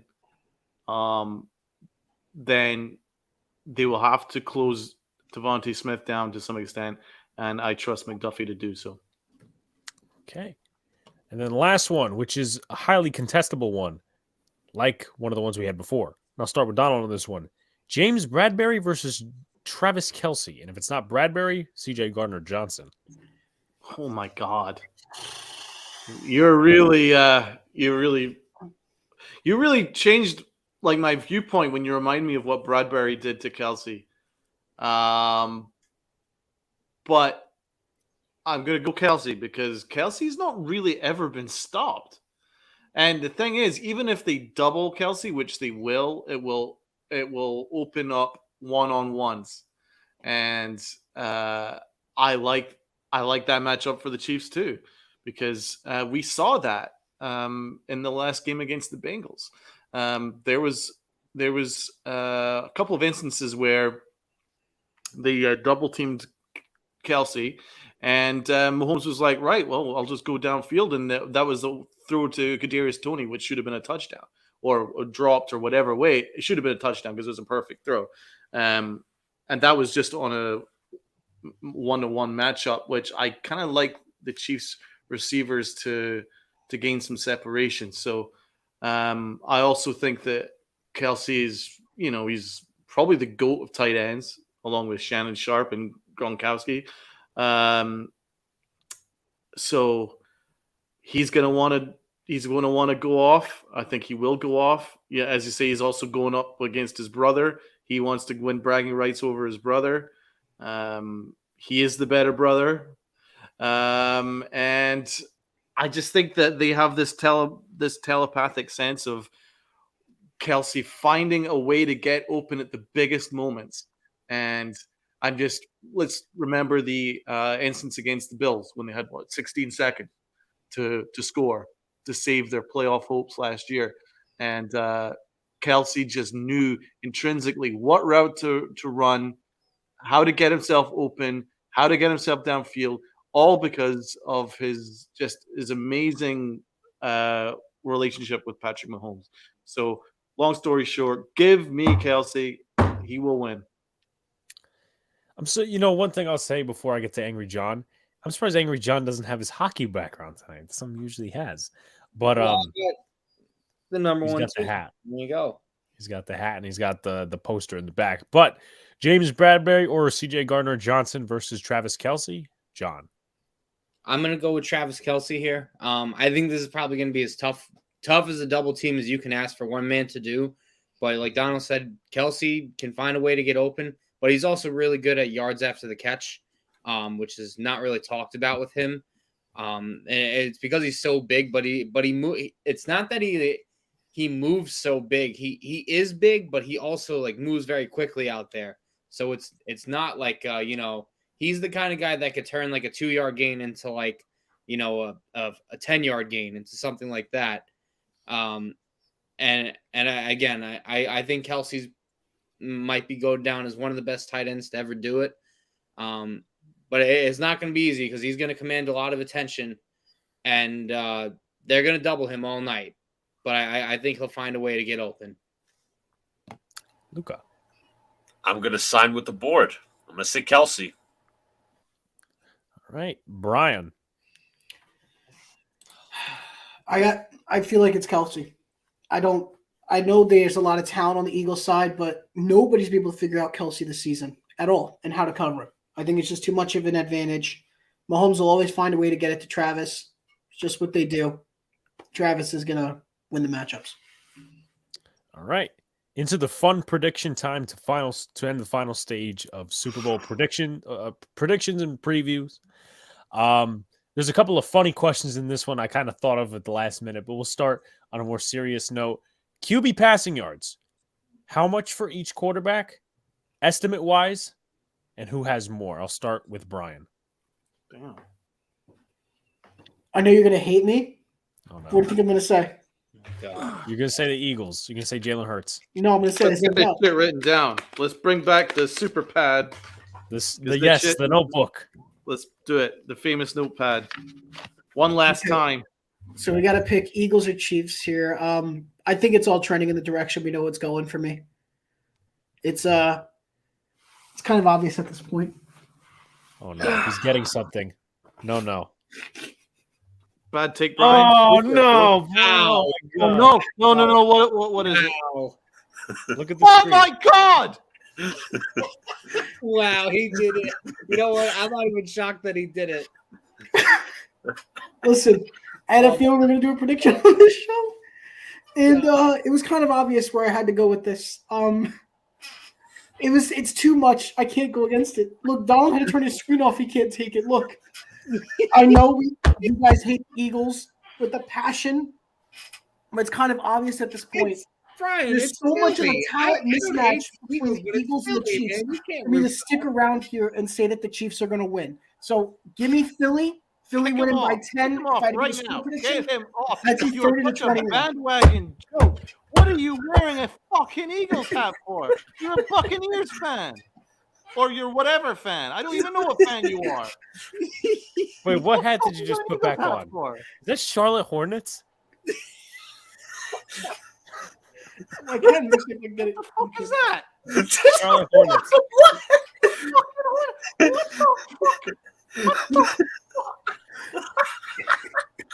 Where did he get all this? Oh my gosh. Did they donate hats to you? Like, how the fuck do you have so many hats? Do you go to Dude, a I charity told store you, I have like over hats? 3,000 hats. I collect everything. You go to Lids and just go, I'll have a bit of that, I'll have a bit of that, a bit of that, a bit of that. Listen, Buy I've 5, also get never 6 looked them. free? What the If I don't- fuck if- is wrong with you? If I don't have a certain team's hat and it's on a sale and it looks good, I'm going to get it. What? So if it was a Red Sox I've hat, had would you this- do that? I've had fucking this Hornets hat objective. would I mean be this. good. I mean this very seriously. I've had this objective since I was in middle school to collect every hat, at least, from every major sports professional team in the United States. And that includes NHL, MLB, NBA, NFL. I wanted to collect from all So four you got a leagues, Cowboys every hat? single- No, I'm still building my collection. I have to be very careful what I buy because if I buy the wrong things, somebody's going to burn it. I just know it. That's why I don't own. That's why for good reason. Why I don't own anything that's a Boston Red Sox thing. That's one thing. I don't That's own anything smartest at the thing to say all moment night. that's New Orleans Saints, either. And those are like the two biggest rivals for both the franchises. Oh, So I that's don't own okay anything then. from them. I What about find Celtics? What about the Celtics? I don't have anything Celtics. Okay. I find like you're full of shit, and like one day you're just gonna like pull the trigger and just buy it. Well, listen, if you want to go to jerseys, though, I've got a Nets jersey and Nets hat. Even though I'm a Bucks fan, I have a Bucks jersey and a Bucks hat. I've got Lakers jersey. I mean, I've got a lot of things. I've got Marlins gear. I've got Mets gear. Sadly, What do you mean, sadly? You're a Mets fan, Brian. Don't we remember this? He is a fucking Mets fan. Yeah, he's on my side. to be fair, Donald, you're a fan of the team that has the same colors. The And you're Knicks wearing- are a basketball team, though.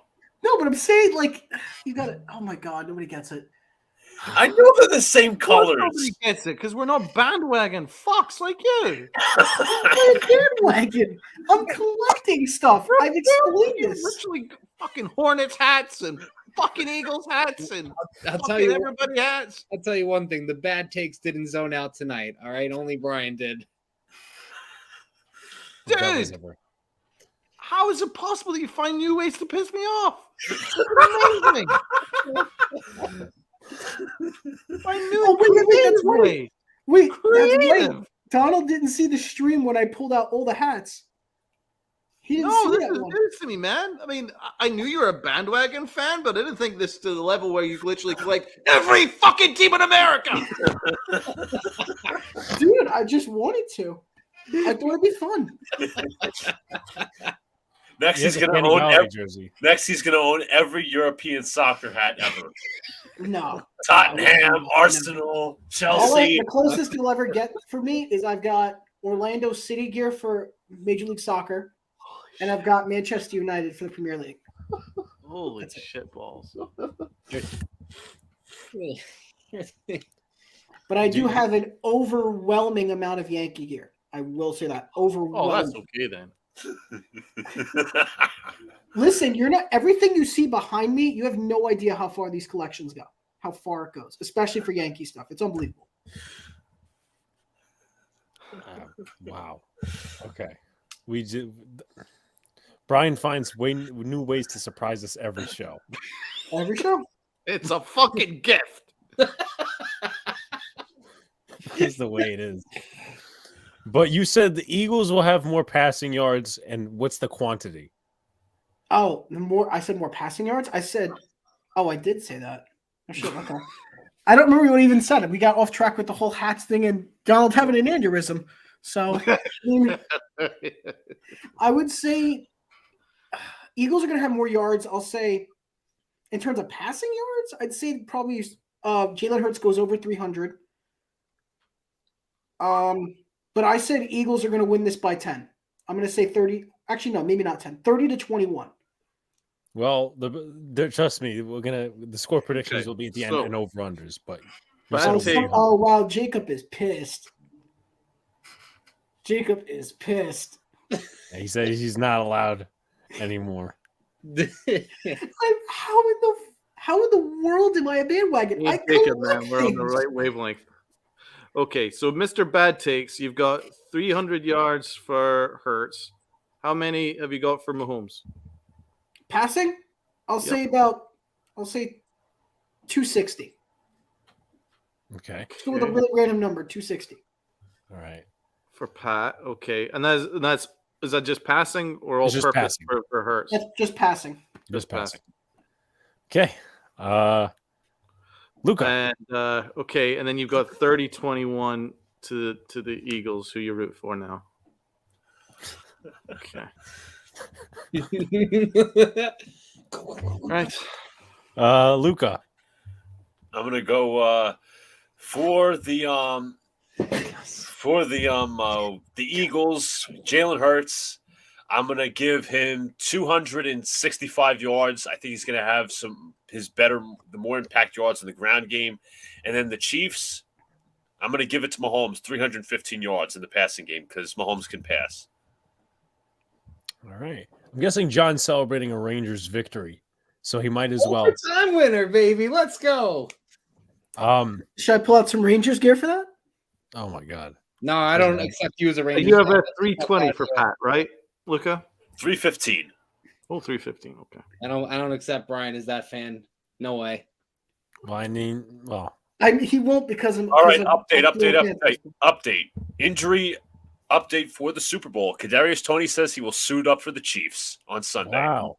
Okay, Oh, wow. and He'll play about 3 snaps and go home. Good for him. I knew someone was gonna say that. My hammy. But that's interesting. John? Well, Luca, what's your score prediction? I'm gonna go. I think the Eagles are gonna win this. I'm gonna go 30-20. Okay.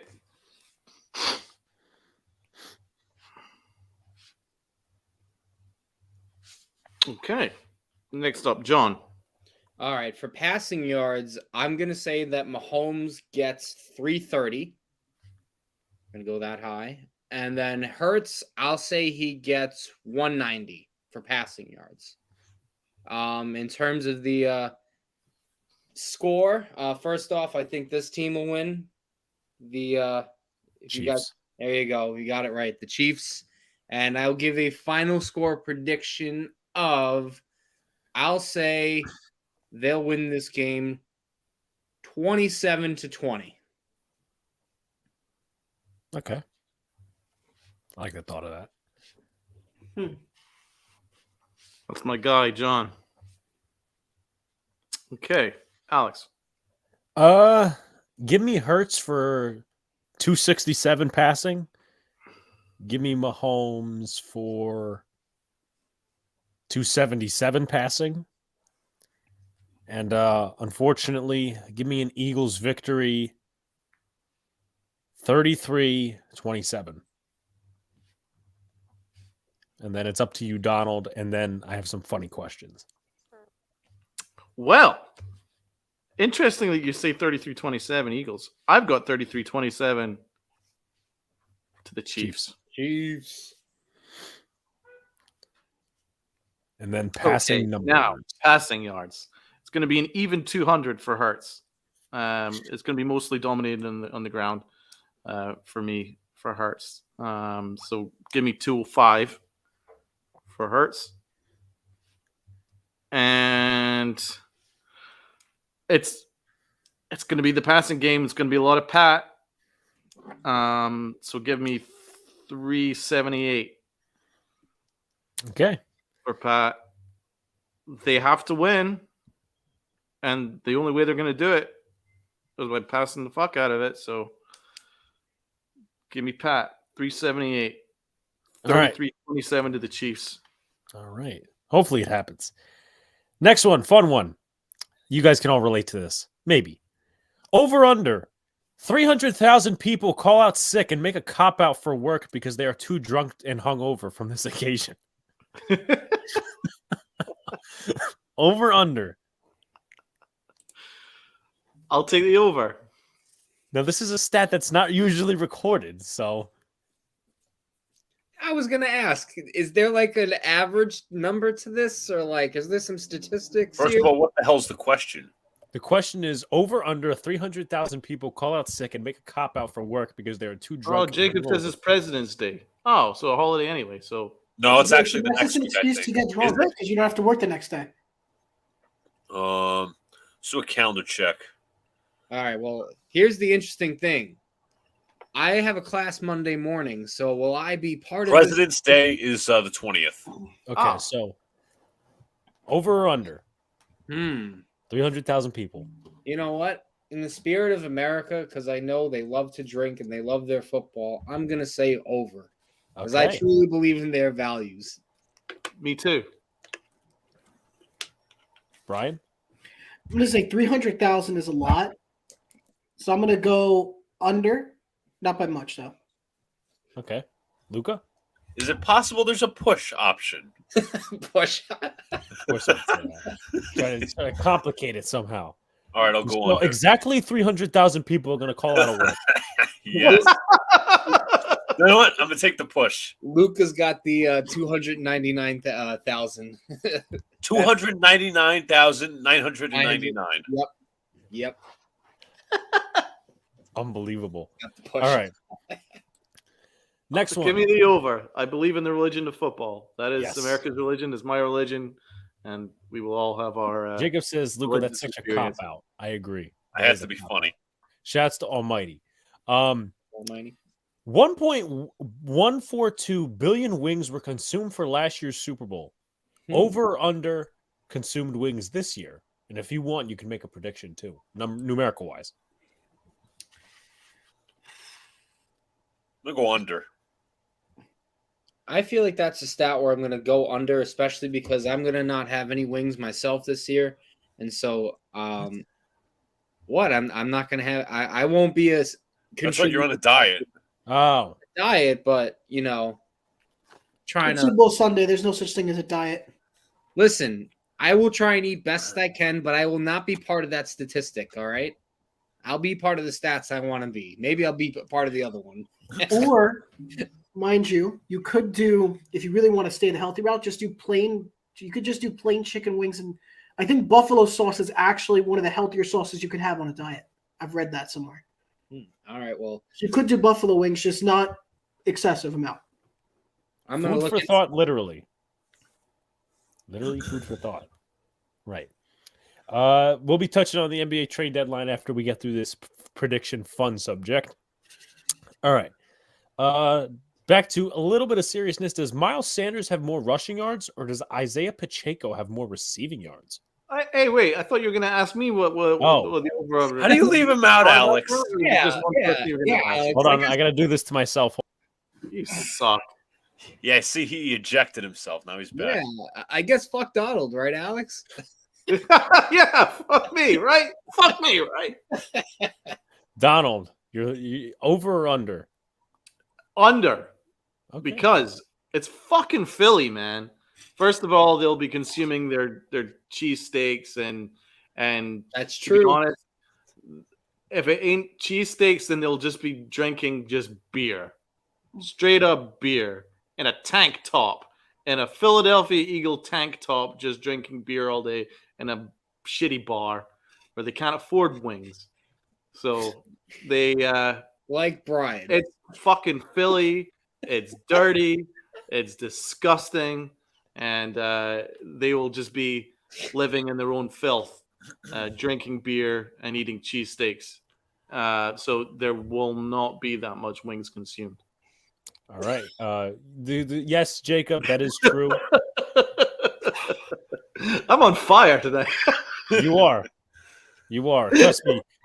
I think the best question is coming up in not the next question, but the question after. Trust me. Oh no. It's fun. It's fun. But does Miles Sanders have more rushing? Oh, needs a nap. I know, right? Well, we got to keep him on his hot streak. Yeah, So, right. There's that. The iron strikes hot. Right. Does Miles Sanders have more rushing yards or Isaiah Pacheco more receiving yards? I say Miles Sanders. I'll say Pacheco receiving yards. I give Pacheco amen all day. I'm going to go with Miles Sanders here. All right. Will there be a ton of screens or very little? For who? Screens or screams? Screen passes. Oh, screen. I was like, wait, what did he mean by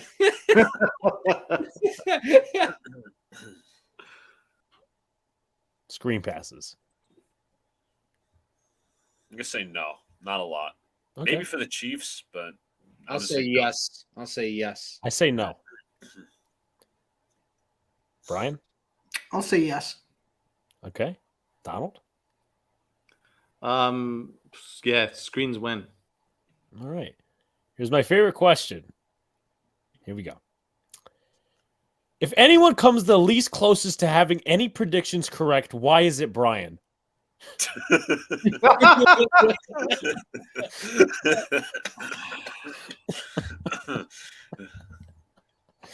Listen, I've been on a bad streak. I know. My notepad literally says bad takes for Brian. Oh, it actually does. Oh, wow. Wait, you think he was kidding? No, I didn't actually believe he was kidding. I'm actually surprised he wrote it. Okay. Does anyone want to inquire on any analysis to the question? Can you repeat that question? The question is, Yeah, sorry, I zoned out. if anyone comes the least closest to having any predictions correct, why is it Brian? You know, at some point, here's my analysis for this one. At some point, a man can only be so wrong in his life for so many times that at some point he's got to be due. Maybe Brian's due for this one. You know, that's what Mets fans say, but it never changes. Literally and figuratively. You know what? Why don't we just go back to saying fuck Donald?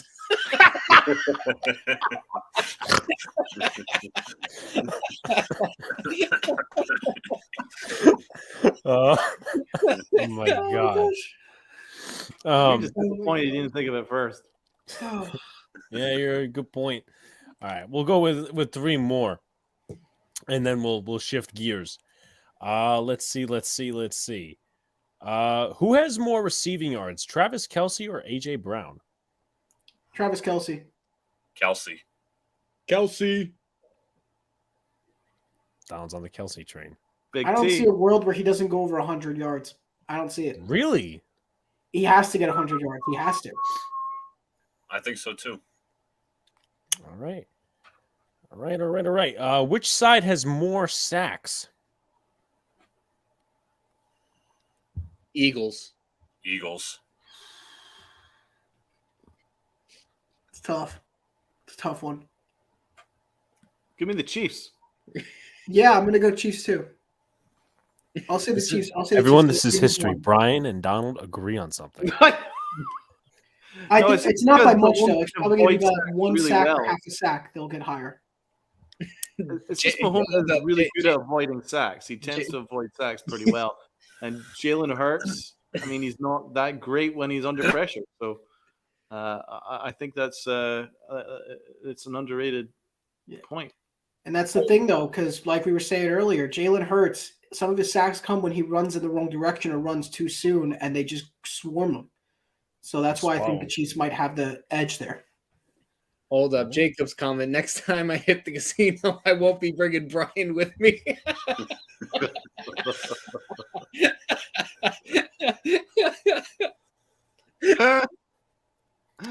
That's funny. Next one.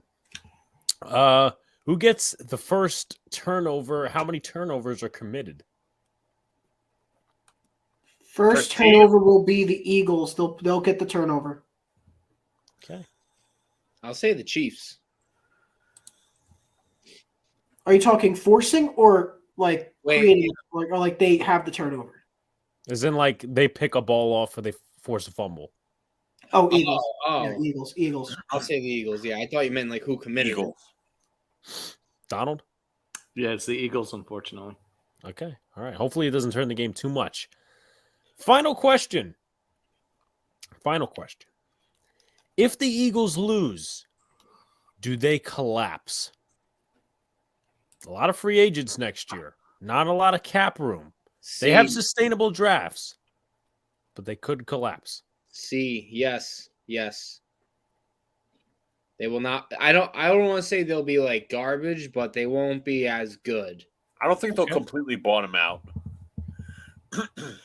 Okay. All right. So Lucas says no. John says yes. The offensive line is also aging, so Kelsey's done after he say it's his final year, correct? This is looking like his final year because he had the question this past offseason of whether he would go, and he decided to come back again. So that'd be a major loss for them.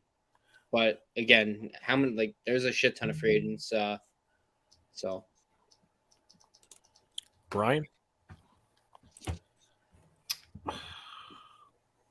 I know this is tough with your Eagles hat. I know. I gotta say it. Can you repeat the question? Because I'm on Twitter right now, just scrolling through every update I can find on everything and keeping an eye on it. The question is, if the Eagles lose, Yes. will they collapse? No, they will not collapse. Okay. No chance. All right. Donald, any wishful thinking? No, they will not collapse. Let's not forget that the Eagles have got an incredible team. They're a very smart organization. They managed to rebuild and turn a Super Bowl team within 2 years, and a juggernaut at that. So they're a very smart organization. Plus, the NFC isn't that strong. Who's their legit competition right now? I mean, the Cowboys are a joke. The Giants are way off yet. Tampa Bay, they're going to lose the GOAT, and I don't think they're going to be in it. So there isn't. I mean, Minnesota maybe, but again, it's Kirk Cousins, and he has a ceiling. So, I don't think the NFC is particularly that good. So I think that they will always be in there or thereabouts. So unfortunately, they're going to be here for a while yet. Peace out, Evan. Have a good night, man. Jacob says he's trying to break the Siakam trade before anyone. Peace out, Evan. Meaning Brian. Listen, man, I'm watching everything. I mean, I do have an NFL thing, slight, but not too crazy. They're saying that one of the cap casualties for Minnesota's offseason could be Dalvin Cook. Really? Yeah, because right now they're like 20 something million over the cap, so they have to reduce that. That he could be a casualty to save him almost $8 million. That's the same thing I heard about the Chargers and Keenan Allen. Keenan Allen, yeah, I was going to say that. Keenan Allen was barely on the field this season. I mean, as a Jet, you want to tell me he can go play with Garrett Wilson? I'm not going to fucking complain about that. The only issue I have with him is his health. Injuries.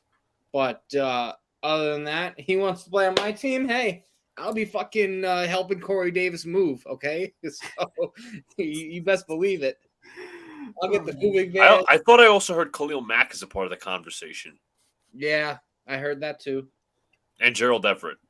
The biggest one I've heard so far regarding my team is Mike Evans. And also Donovan Smith.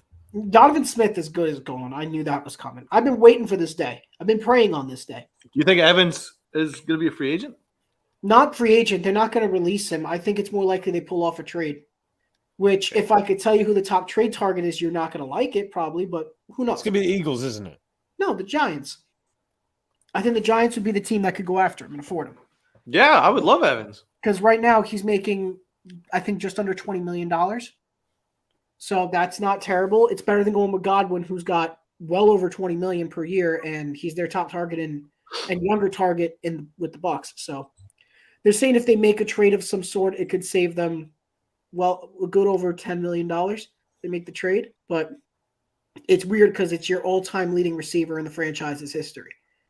He's got every receiving record. Getting rid of him would be really, really tough. But we have to do something. We're $50 million over the cap. 50? Holy fuck.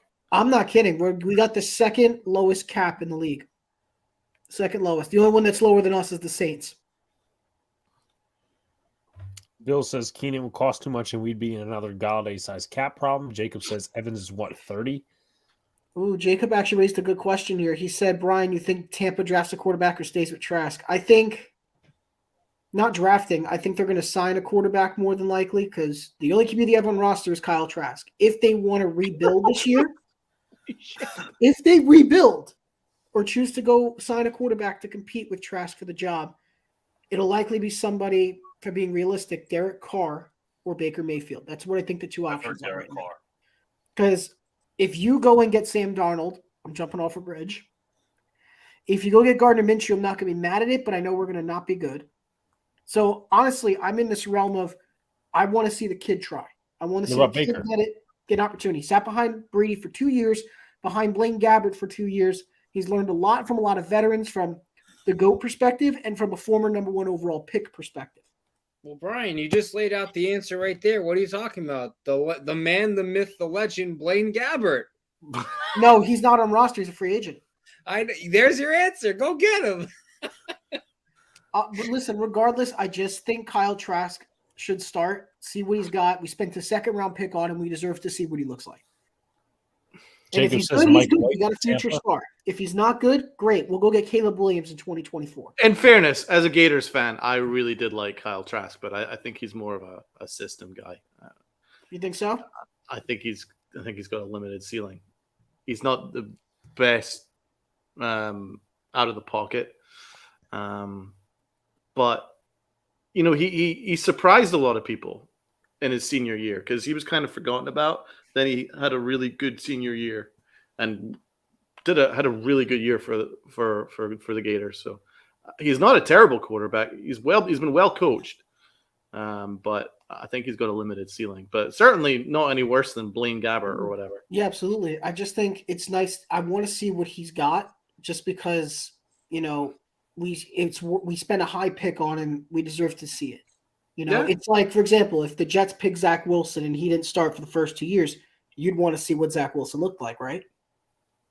Right. For But sure. they shouldn't have started from the start. But the difference is you're getting a second coming of Brett Favre in the name of Aaron Rodgers soon. So I don't know. I'm not so sure on that. I know you're not sold on it. You really don't. I don't think you. No. I'm just not that I'm not sold on it. I'm sold on it, but I'm weighing my options. What's with the donkey face? What am I? It's back. It's back. Uh-oh. But ask John. I'm for Aaron Rodgers. I think he's more pro card than. The thing is, though, it's like, the thing with it's the timeline, Brian. It's the timeline because we don't know what he's going to do, when he's going to do it. So you want Jimmy Garoppolo? Is what you're saying? Yeah. Excuse me? No. He's handicapped. He's gonna play half the season. He'll play 2 quarters. I just think there's a lot that Tampa could do. There's a lot we could do, a lot of options. Either way, we're pretty much primed for a rebuild at this point. So my apologies. Shouts to Wales. He goes, "Is Brian wearing lipstick?" It's the funniest thing because the lips are very red. Yeah, it's the camera. I'm sorry. I haven't adjusted the settings on the camera. It's got a high contrast. So it makes my lip pop out. I have not fixed it. Oh man. But Luca, if I'm gonna step out for water, if you want to go in the NBA trade deadline or whatever you want to go into with the guys, I'll be right back. Yeah. What trade should we cover first, or what trade deadline prediction? What do you guys want to do first? You want to go over the Kyrie thing? Because I think that I want to do that first. Yeah, I was thinking the Kyrie thing. I can see that. Get more in depth with it. All right, I'm going to hand it off to my man Donald. Donald, what were your thoughts on the Kyrie trade? So I think that it's kind of something that had to happen for the Nets. I mean, this marriage has been broken for a long time. It was just bound to happen. For me, Kyrie is a disgraceful professional, a mercurial player. He's also very polarizing. People will love him because of his talent, but he's made far more headlines off the court than on the court. So I can totally understand the Nets, trading him as quickly as they did once he asked out. So I think that as for the return, I like Dorian Finney-Smith. I do. I think he's switchable. I like the fact that he could switch. He could switch on the forwards and guards. He's a good perimeter defender. You can pair that with Royce O'Neal, who's also a very good perimeter defender. They've got some perimeter defense there. Little bit more flexibility for Jacques Vaughn, who's a very good coach, so he could mix and match with the matchups a little bit. KD will always, once he's healthy, he will always keep them relatively competitive.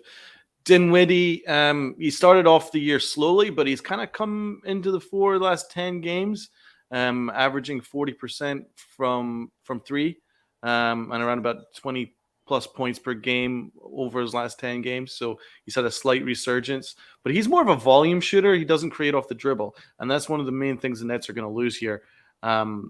They've lost so much shot creation. It's like an indescribable amount of shot creation they've lost. So they will need to find a way of counteracting that. Dinwiddie, I still don't view him as a pass-first point guard. I think he prefers to get his shot off at a volume scorer. That means there's an incredible burden on Kevin Durant, unless they make another deal. However, I think one thing that this trade does do is it opens up minutes for Cam Thomas, and that's back-to-back 40-plus point per game. So if I was the Nets, I would abandon the very slim chances of trying to win a championship in this window. Like, it's shot. They're not going to win a title. They had 3 superstars, and all 3 of them have asked out in the last year, right? That says something about what's going on behind the scenes in Brooklyn. So, as for Kevin Durant, I don't think he wants to stay. You know, he already made it clear he wanted to leave in the offseason. Now, maybe Jacques Vaughn has completely changed his thinking, but I think at his stage in his career, I think he'll want to go to a place which is more ready-made for a title, and I think he wants another title. Now, do Brooklyn have the assets where they can maybe bring in a dude like Siakam or a Van Fleet? Yeah.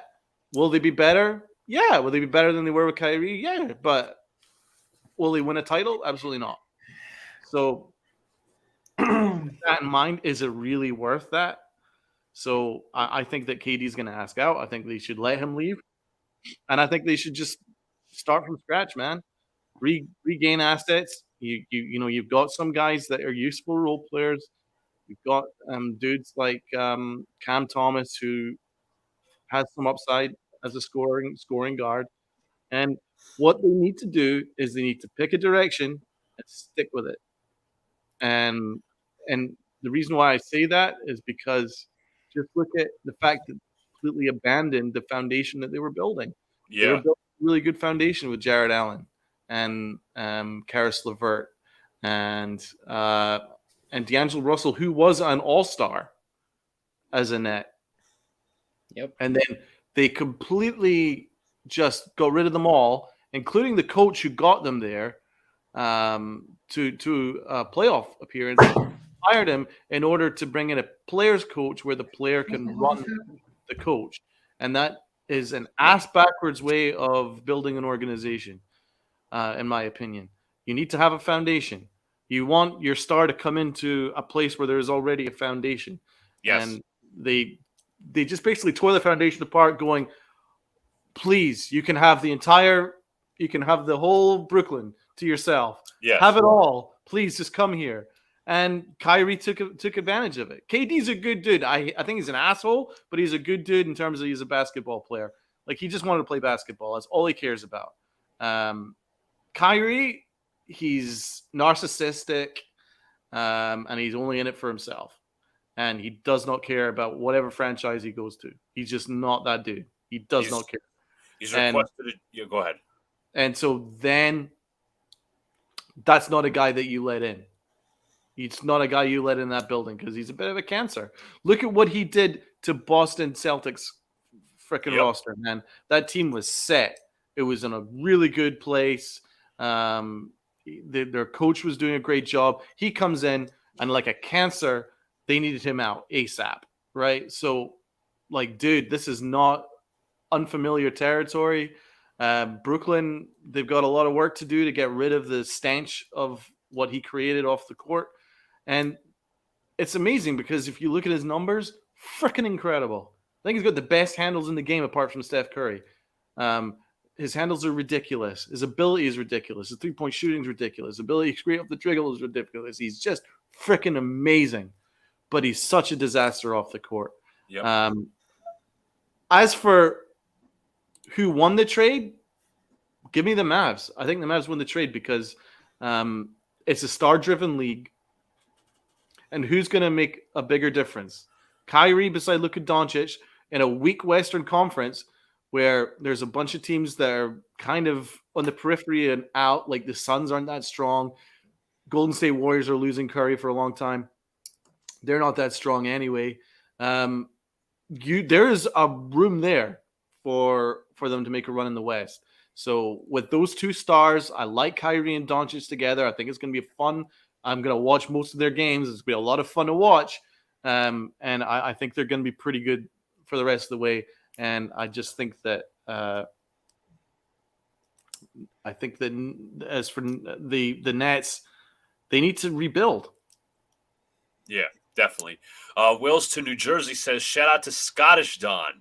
Much respect. Nicola Sturgeon will be proud, mate. Well, I mean, I'm American, but okay, cool. Thanks, man. Yes, he. Listen, everybody points out the accent, but if I'm going to give my quick thoughts, I think the Mavs got better, obviously, with Kyrie Irving. The Nets, obviously, are a much better environment without Kyrie Irving. But to me, I don't think the Mavs are championship contenders because their bench. Like, Luka and Kyrie are awesome together, but I don't like their bench. Hardaway, okay. Reggie Bullock, and there's like a couple other guys that I'm just not fond of necessarily. Dwight Powell, I'm not a fan of. And for the Nets, yeah, I agree with Donald. You might as well blow it up. I'm going to go to Brian because he's our NBA guy. All right. Well, with the Kyrie trade, I think there was some strengths and some weaknesses involved in that. More specifically, I think the strengths came to the Nets, actually. I think them being able to acquire DFS, who's a really good defender, actually. That's a big addition for them. Obviously, it sucks to lose Kyrie, but it's better to get rid of somebody who's not going to play and doesn't want to be there and paying him rather than just trading him away and getting back what you can for talent and trying to save your season. Right. It is going to be interesting, though, because we want to see how KD does tonight if he's going to request a trade, because apparently after the game tonight against the Clippers, he decided to tell media he's not going to comment on anything. So he basically was acting completely – didn't want to talk to anybody in the media during the post games. So that's something really big to note. There's possibility he could request a trade. I jumped the gun and say it's definitely happening, but the energy is pointing that way. That makes sense. But the reason why for Dallas it's not as great is because you're adding another guard, great, but you're adding a ball dominant guard in Kyrie. And Luka's also ball dominant. So with those two together, two ball-dominant players at the guard spot playing on the same rotation, it doesn't really spell for a good mix unless one of them decides to spread more and create more opportunities for others, which it's going to take some time to adjust to.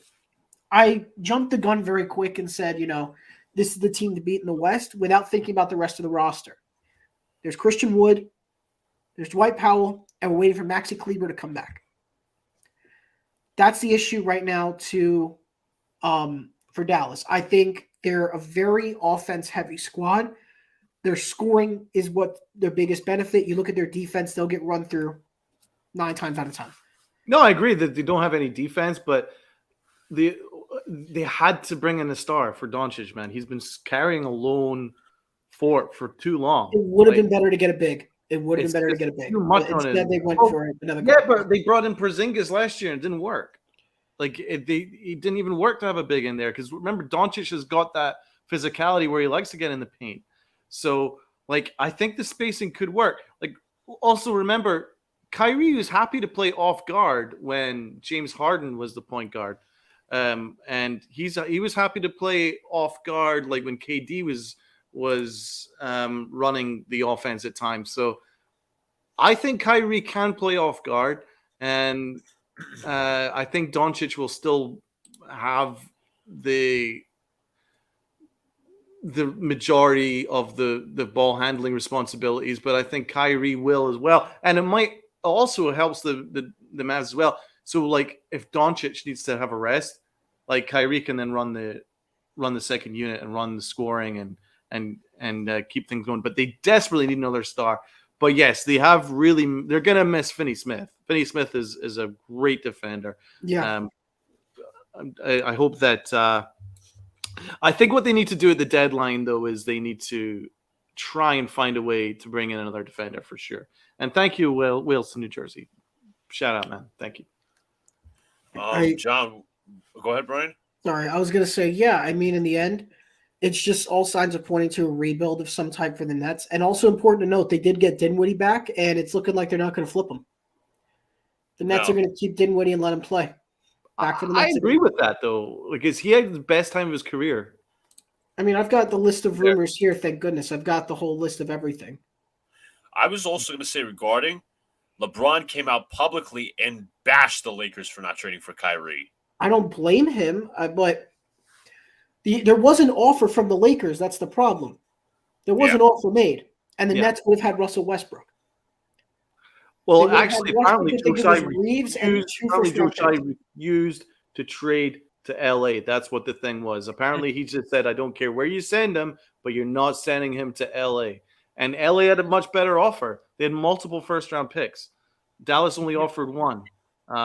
So you could make the argument that LA actually had the stronger offer than Dallas. It's just Joe Tsai absolutely refused to send him to Los Angeles. Yeah, I think the Suns gave a similar offer. Like the Suns had first-round picks, Jay Crowder and Chris Paul. So I'm not sure how that would have went down necessarily, but yeah, that's pretty much that with the Kyrie Irving stuff. Brian, you said you had a circle full of rumors. Yeah, I did. I have everything you could think of from the last 24 hours. So regarding the Raptors situation, I told you guys about what's going on with the Siakam and Claxton rumors that that's a trade idea they're talking about. But the Nets also separately expressed interest in Anunoby. That's another one. Let's see what else there is. He'd be a good fit for Brooklyn. The Spurs are likely not going to get involved in trades. They're tanking during the deadline. That's what it looks like. The Blazers, though, they're going to be very active. They should. And it's because of one reason. They want to get more help for Lillard. And supposedly, it looks like they want to, from what it says here, who was the person? Danny Meringue, during an appearance on KGW Sports Sunday, stated that the Blazers want to get bigger and bring in more length and athleticism. So they think Nurkic doesn't fit that profile. And as much as Josh Hart does kind of fit the profile, they're playing him out of position right now. So because of that, it looks like Nurkic could be the one that'll be traded if that's the case. Maybe Hart too. It's unknown at that point. And if you're talking about bigs they've probably looked at Mo Bamba and Nerlens Noel as the main two. Brian, how good has Lillard been lately? He's been on another level, hasn't he? He's been amazing, but it's because he himself is running the entire team. I mean, they're playing the Bucks right now and losing, but I mean, regardless, he's been really trying to keep this Portland team alive. And I got to give him all the credit. It's tough to do that. Jeremy Grant and Anthony Simons are also having good years. Simon really improved as a kid since he was a kid. Really good player. So, I think Anunoby would be a good fit for the Nets. I think personally, and I was watching a video and this person made up a good point. I think the Raptors should kind of blow it up because they don't have that number one option anymore. Like Kawhi was that missing piece back in 2018. Obviously, you had Siakam, Fred VanVleet, Anunoby, Norman Powell, but it's right now Scotty Barnes, Anunoby, Fred VanVleet, and Pascal Siakam, and who else? And it's not a bad group. They're just not at the level to win a championship.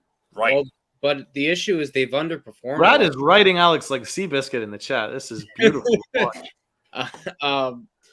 No, what's it called? With Toronto, though, Scotty Barnes has underperformed this year. It's been a down year a little for Fred VanVleet. It's not even that they're a bad team, like talent-wise. They just haven't performed to the level they're supposed to. And, if you don't have a deep team and you combine that with your top guys not playing up to par, then you're going to have a recipe for disaster. Do you guys want to do a possible Nets-Raptors trade involving like an Anunoby or Siakam? Because I have the trade machine up. Sure. I don't mind it. All right. Let's open the trade machine. Brought to you by Fansbo. Let's get the Nets at 32 and 20. Here we are. And we'll get the Raptors up. Raptors 12th with a record of 24 and 30. So, first of all, we all knew the rumors. The Nets want to send Ben Simmons over, but the Raptors are interested in Nick Claxton. So, who is going from the Nets? If you want to start off with picks, we can. Well, how many picks can we give? Let's see. Let's look at the Nets picks. 2023 round 1. To another 2023 first. Then they don't have a first till 2025. Then a second rounder. 2026 they have only a second. 2027 they have a round 1 via Philly. I I'd rather give up the. It's not like I have a lot to choose from. No. I'd rather give up Phillies first from this year. Okay. Just because I think, why not? It's a playoff pick, and I think you need more for Siakam, John. I know. I'm trying to think. Do you go for the? You know what? Give both first up this year, because if you're getting Siakam, you should be like a top contender. Any So- second round picks? Throw in 1 second because you really can't trade any more first after that, pretty much. All right, so let's put and Siakam there. And then they wanted Simmons and Claxton. Yes. We're going to send both of them? How much money is that? Simmons makes a shit ton. $35.4 million over the next 4 years. Oh my god. That is the biggest con in sports. So that's a hefty contract. How much But it's funny, though. The money matches up with Siakam perfectly. Well, I yeah, don't but know. one is good and the other sucks ass. I know. I don't know if Toronto really wants to take on the contract of Ben Simmons. Unless the Nets trade another asset. Who else could they give up? Would you ask for like a Cam Thomas? I think they want to build around him. Maybe. Well, I don't think they really have a fucking choice. Exactly, unless they've got Jesus that they can trade. Yeah, All right, they would have to maybe give him up. I'd be shocked if the Raptors. So would you go Simmons and Thomas? Yeah, just because the Right. money's got to match, and I can't imagine they asked for Ben Simmons. All right. So, All right. Let's try this out. and if I'm Brooklyn, I'm not even asking for anything back. The trade is indeed a success. Oh, wow. Ben Simmons, Cam Thomas. 2 first and a second. I mean, I hate that for Toronto. Yeah, I do too. I do too. Absolutely despise that for him. I would fire Masai Ujiri right at the stake. I know. I don't think realistically, I don't think Siakam's going to be a Brooklyn Net. If sorry to burst the bubble, I don't have any insider source, but I don't think that's going to happen. Just because I don't know what the Nets really have to trade. Thing is, Ujiri is one of the toughest negotiators. Yeah, no, he As is. an executive in the entire league. I mean, he's right there with Danny Ainge in that respect. I can't see him giving a discount to Brooklyn, but maybe, I don't know. Maybe he will. Fuck knows. Maybe maybe, I don't know. That seems like maybe he's playing his hand like he wants to blow it up and give some sort of discount. Like, let's take all the assets we could get, but I think Ujiri's smarter than that. Again, this is only a mock. I'm going to ask Brian this. They're mid right now. They should be playing a lot better than they are. Do you think the Bulls are going to blow it up sometime soon? Zach LaVine is still open to be traded. The problem is the Bulls, if they do blow it up and they decide to trade Zach LaVine, LaVine is going to command back apparently from this is what the Bulls have stated. They would have to come back, call for a star asset in return. There would have to be a star going back to Chicago in order for LaVine to get traded. You know what I mean? An all-star for an all-star, basically. Wow. And the likelihood that happens is slim, but it doesn't mean teams are out. They're saying it's still on the table. What about DeMar DeRozan? Yeah, if LaVine goes, then DeMar DeRozan. DeRozan, I'm going to have to look a little deeper on that, but I did come across something. I can't confirm it because it's not a verified source, but I've seen this guy get some stuff right before in football and basketball alike in terms of breaking sources. CJ Golson, anybody heard of him? No. Okay. That's what I thought. Apparently he's an international insider, been in the industry 11 years. He's not verified, but he's beaten Schefter to news. He's beaten Rappaport to news. He's done a lot in football, and he also does basketball coverage. Okay. He said, per source, there's only one team that Durant would be traded to, and the only team he'd be okay with, Phoenix Suns. the Boston Celtics. Wow. Okay. And supposedly, it's being discuss. He wouldn't be in Phoenix. It doesn't look like it. Apparently, he would want to go to Boston.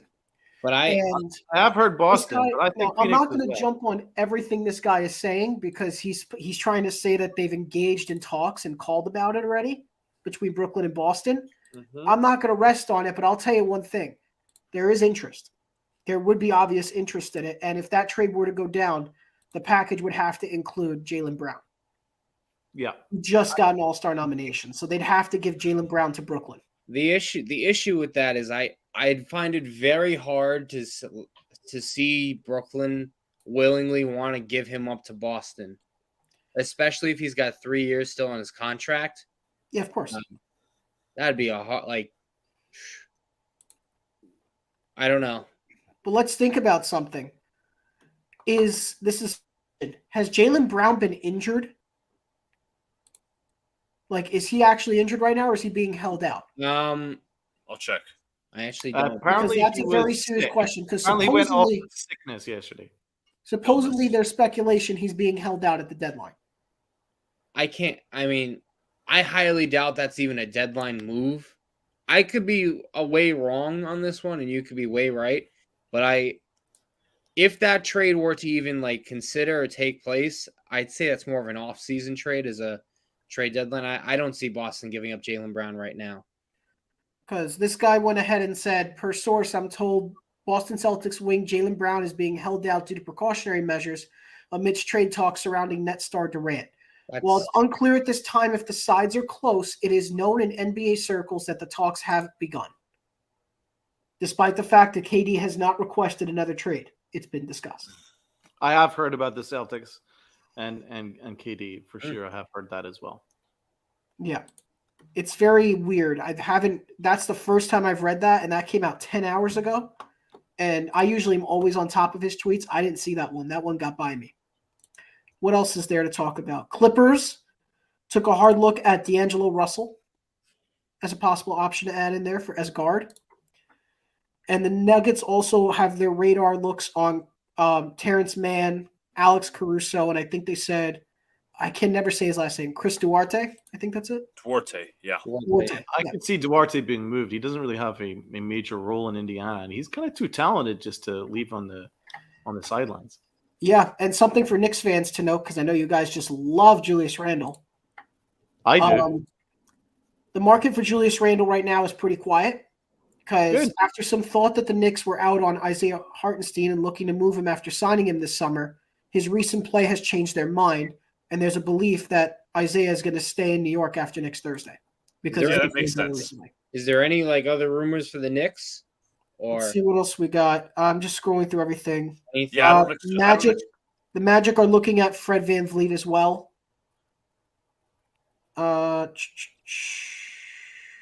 Just trying to get as much as I can. I really like Fred VanVleet. He's freaking awesome. Cavs have put together offers to have a healthy idea of where Karis LeVert's value is at the moment. And per sources, they have held conversations in recent months with the Mavericks about a swap of LeVert for Hardaway. They've also contacted the Hawks about Bogdan Bogdanović. I always liked LeVert. Why is he always getting shuffled around? I don't know. Do we have? Let me see if I got anything else. I'm still digging right now. Yeah, most of the conversation, the league is just going through one team right now, and it's the Raptors. They want to see the availability on Anunoby and Siakam. That's really the biggest thing that people are talking about. It's those two. There's a good possibility both could get traded by the deadline. Good chance. For the whole Randall thing, I don't think he's getting traded at the deadline, and I don't think it would honestly make any sense to. I think you got to determine, his trade value, and if you want to trade him after the season, in my opinion. So, are there any Bucks trades that you guys are talking about? Oh, this was another one. I just found it now. I can't believe I forgot about it. Miami Heat are open to trading Kyle Lowry. He sucks. Well, I heard the Clippers have interest in him. And there are a lot of players that the Heat are making available, but they haven't said outright who it could be. But there's been heat growing for teams trying to get Max Strus, however you say his name. I'm not crazy about him. And yeah, we know he's that. an okay role player. Okay, nothing more than that. And we know that Korkmaz on the Sixers requested a trade too. Yep, I saw that today. He would be an underrated target to pick up. I'm not kidding. Yeah, he's solid. He's a solid rotational guy. I like him. Like off the bench, he could give you some crazy points. Yeah. I'm still digging. I like Chet. I know I brought up the thing yesterday about the Knicks possibly trading for Chetty Osman. I wouldn't mind that. He's a good role player. What are your thoughts on the idea about Beasley and Vanderbilt? Vanderbilt trade wouldn't be terrible.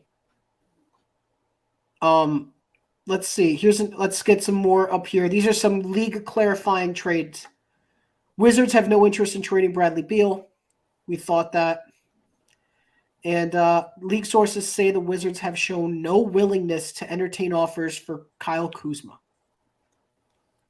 So Kuzma and Beal might not be tradable at this point. Stay mid, Wizards. Stay mid. Stay mid. Let's see what else I can dig up here. Right now, let's see. Who else is this? I'm looking through for other people.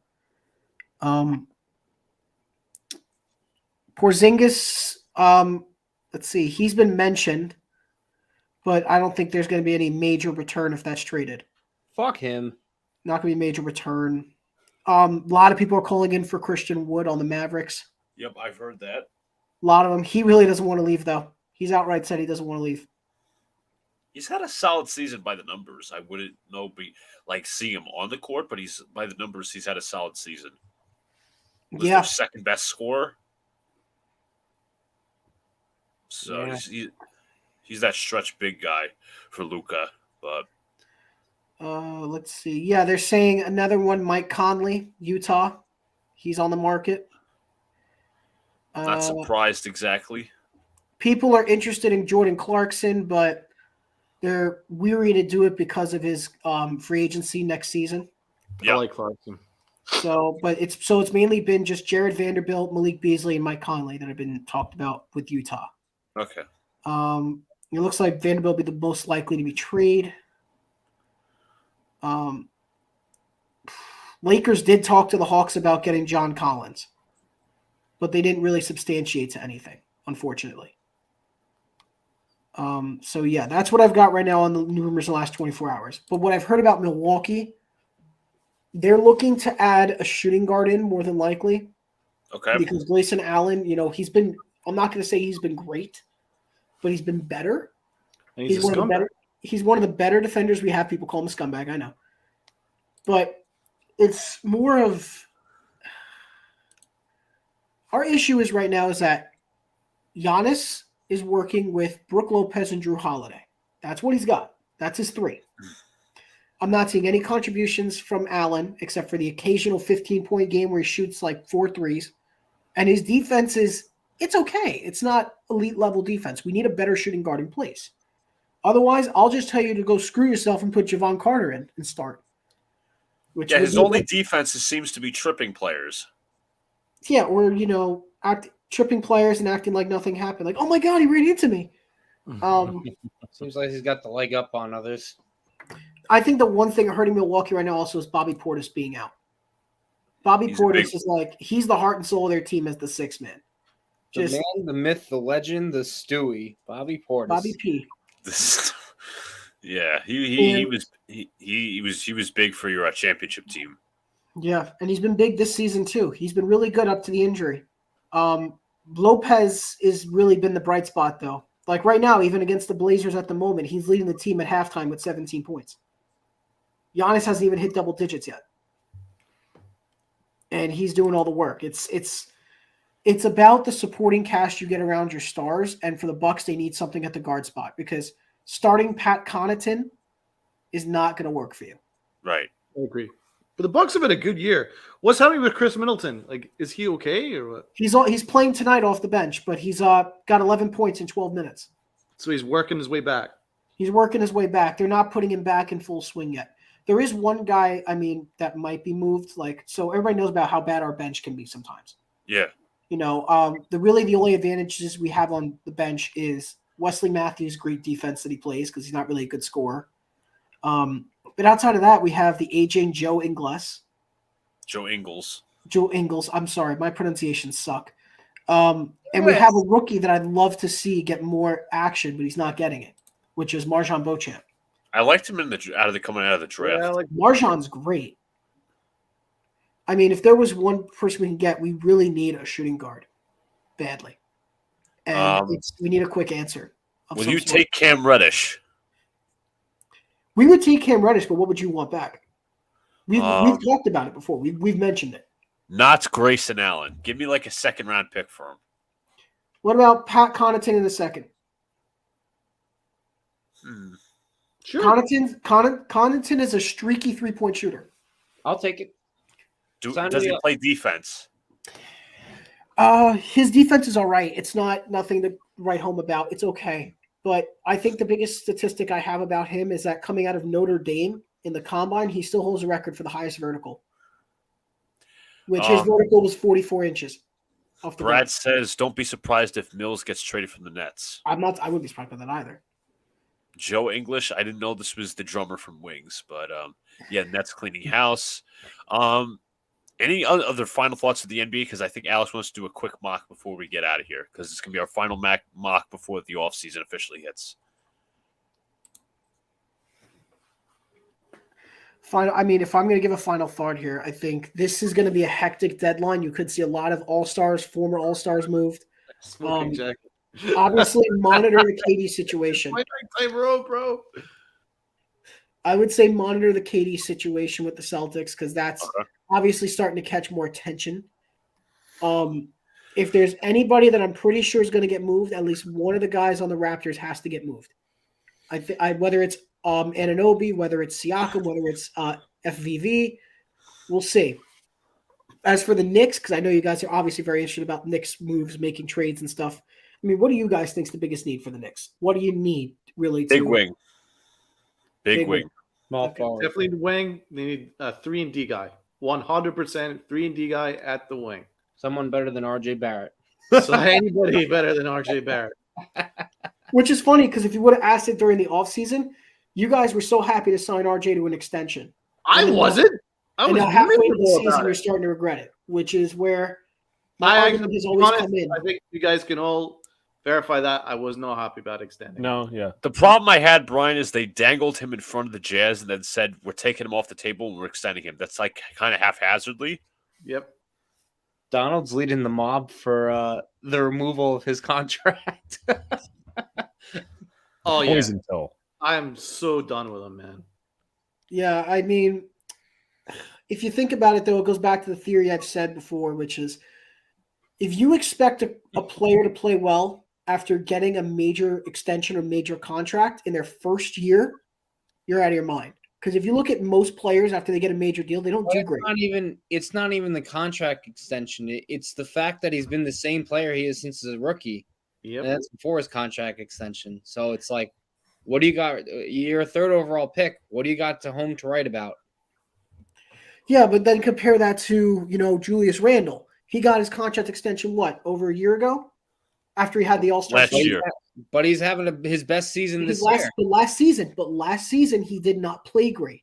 Okay. He had a worse year. He hated being in New York because everybody hated him because he wasn't doing the things he was doing the previous season. Which is what the argument I was making at the time, which was he only performs in a contract year. But in his second season now, after the extension or the new contract, he's having phenomenal numbers again. He's playing great, and I'm fine with that. But that's different because, at least there's at least I know what I'm getting with Randall every night. With Barrett, he should be the number one scorer. He should be the main producer, player, but he's not. You're right. He should be the main producer. That's for sure. He's not. He's not even our second best player.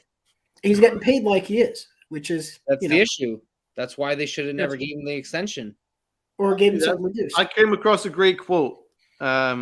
You can never overpay for great, but you can't overpay for good. Mm-hmm. And that's what they've kind of done in terms of RJ Barrett. He's just a good player, but they've overpaid him for what his value is. And I will leave off with there was one more Knicks player the Bucks were considering, which was Derrick Rose. Okay. I love D-Rose. We talked about adding Derrick Rose because he's barely getting used at this point on the Knicks, and I really hate it. I hate that he's not getting used in New York because I think he Me could do too. so much more if he got more minutes. Just like Reddish. If Reddish got more minutes, I feel like he could do more.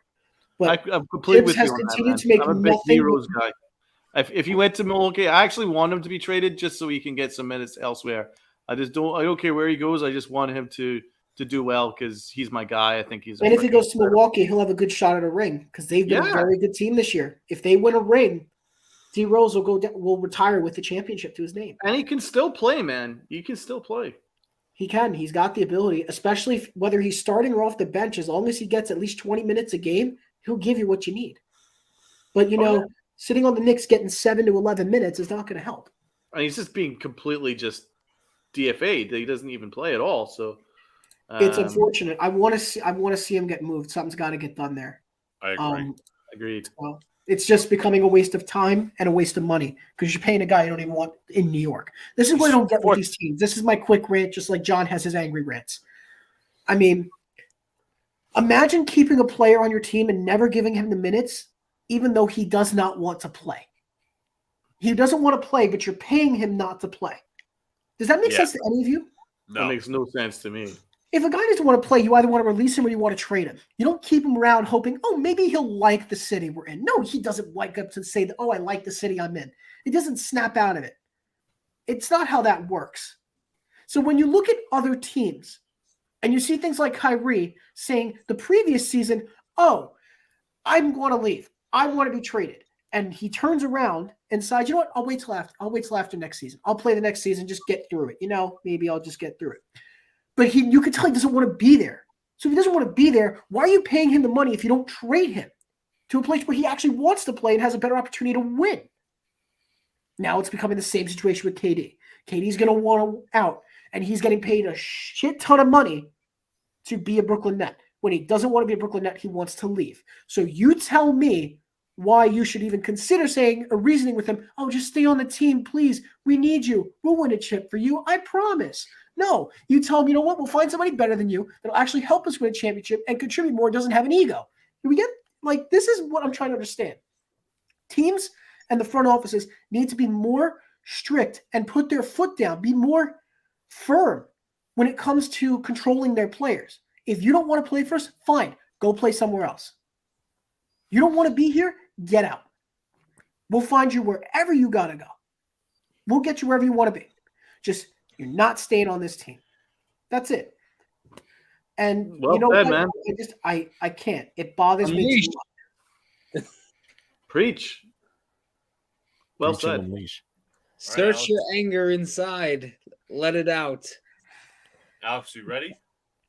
Yeah, I just want to get to a few comments. MH says this is the real star in reference to Brian. Big Brian in the Bronx. That's another one.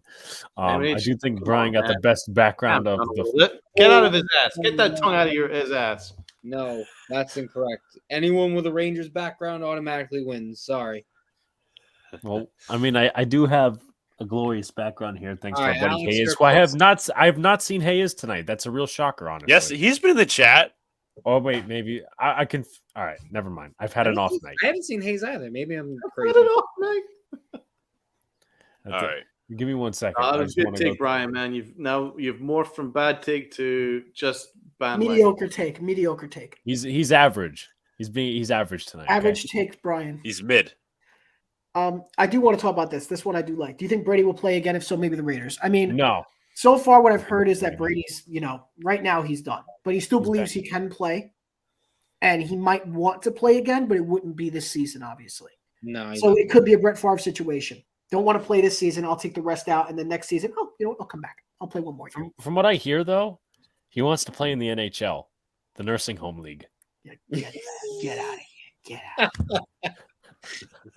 I mean, that's the thing. Supposedly, he still thinks he can play. He's just not. He just decided to retire. Well, hey, Zach Wilson's already there for a whole different reason. Oh no! Don't worry. He's going to be the bench no matter what. I mean, the energy the Jets are bringing is he's not going to start next season. No shot. Christ. But the alternative is what matters as well. Donald has the Oscar Madison look tonight. Yes, from the Odd Couple. I know old movies kind of, so I'm not that out of Who touch. said that? No offense. I agree Jeff. with Jeff here. If it was Kansas City, it'd be over. Same thing with Philly. If it was in Well, Philly, Jeff Philly went would to a win too. game. He went to the AFC Championship game, so told us all about that. But that's the importance of having a neutral site for the Super Bowl. When you have a neutral site, you have there's no home field advantage. Right. Well, I mean that's a lot to say, Brian, considering your team recently won a Super Bowl and at their home field. Yeah, well, you just got to listen.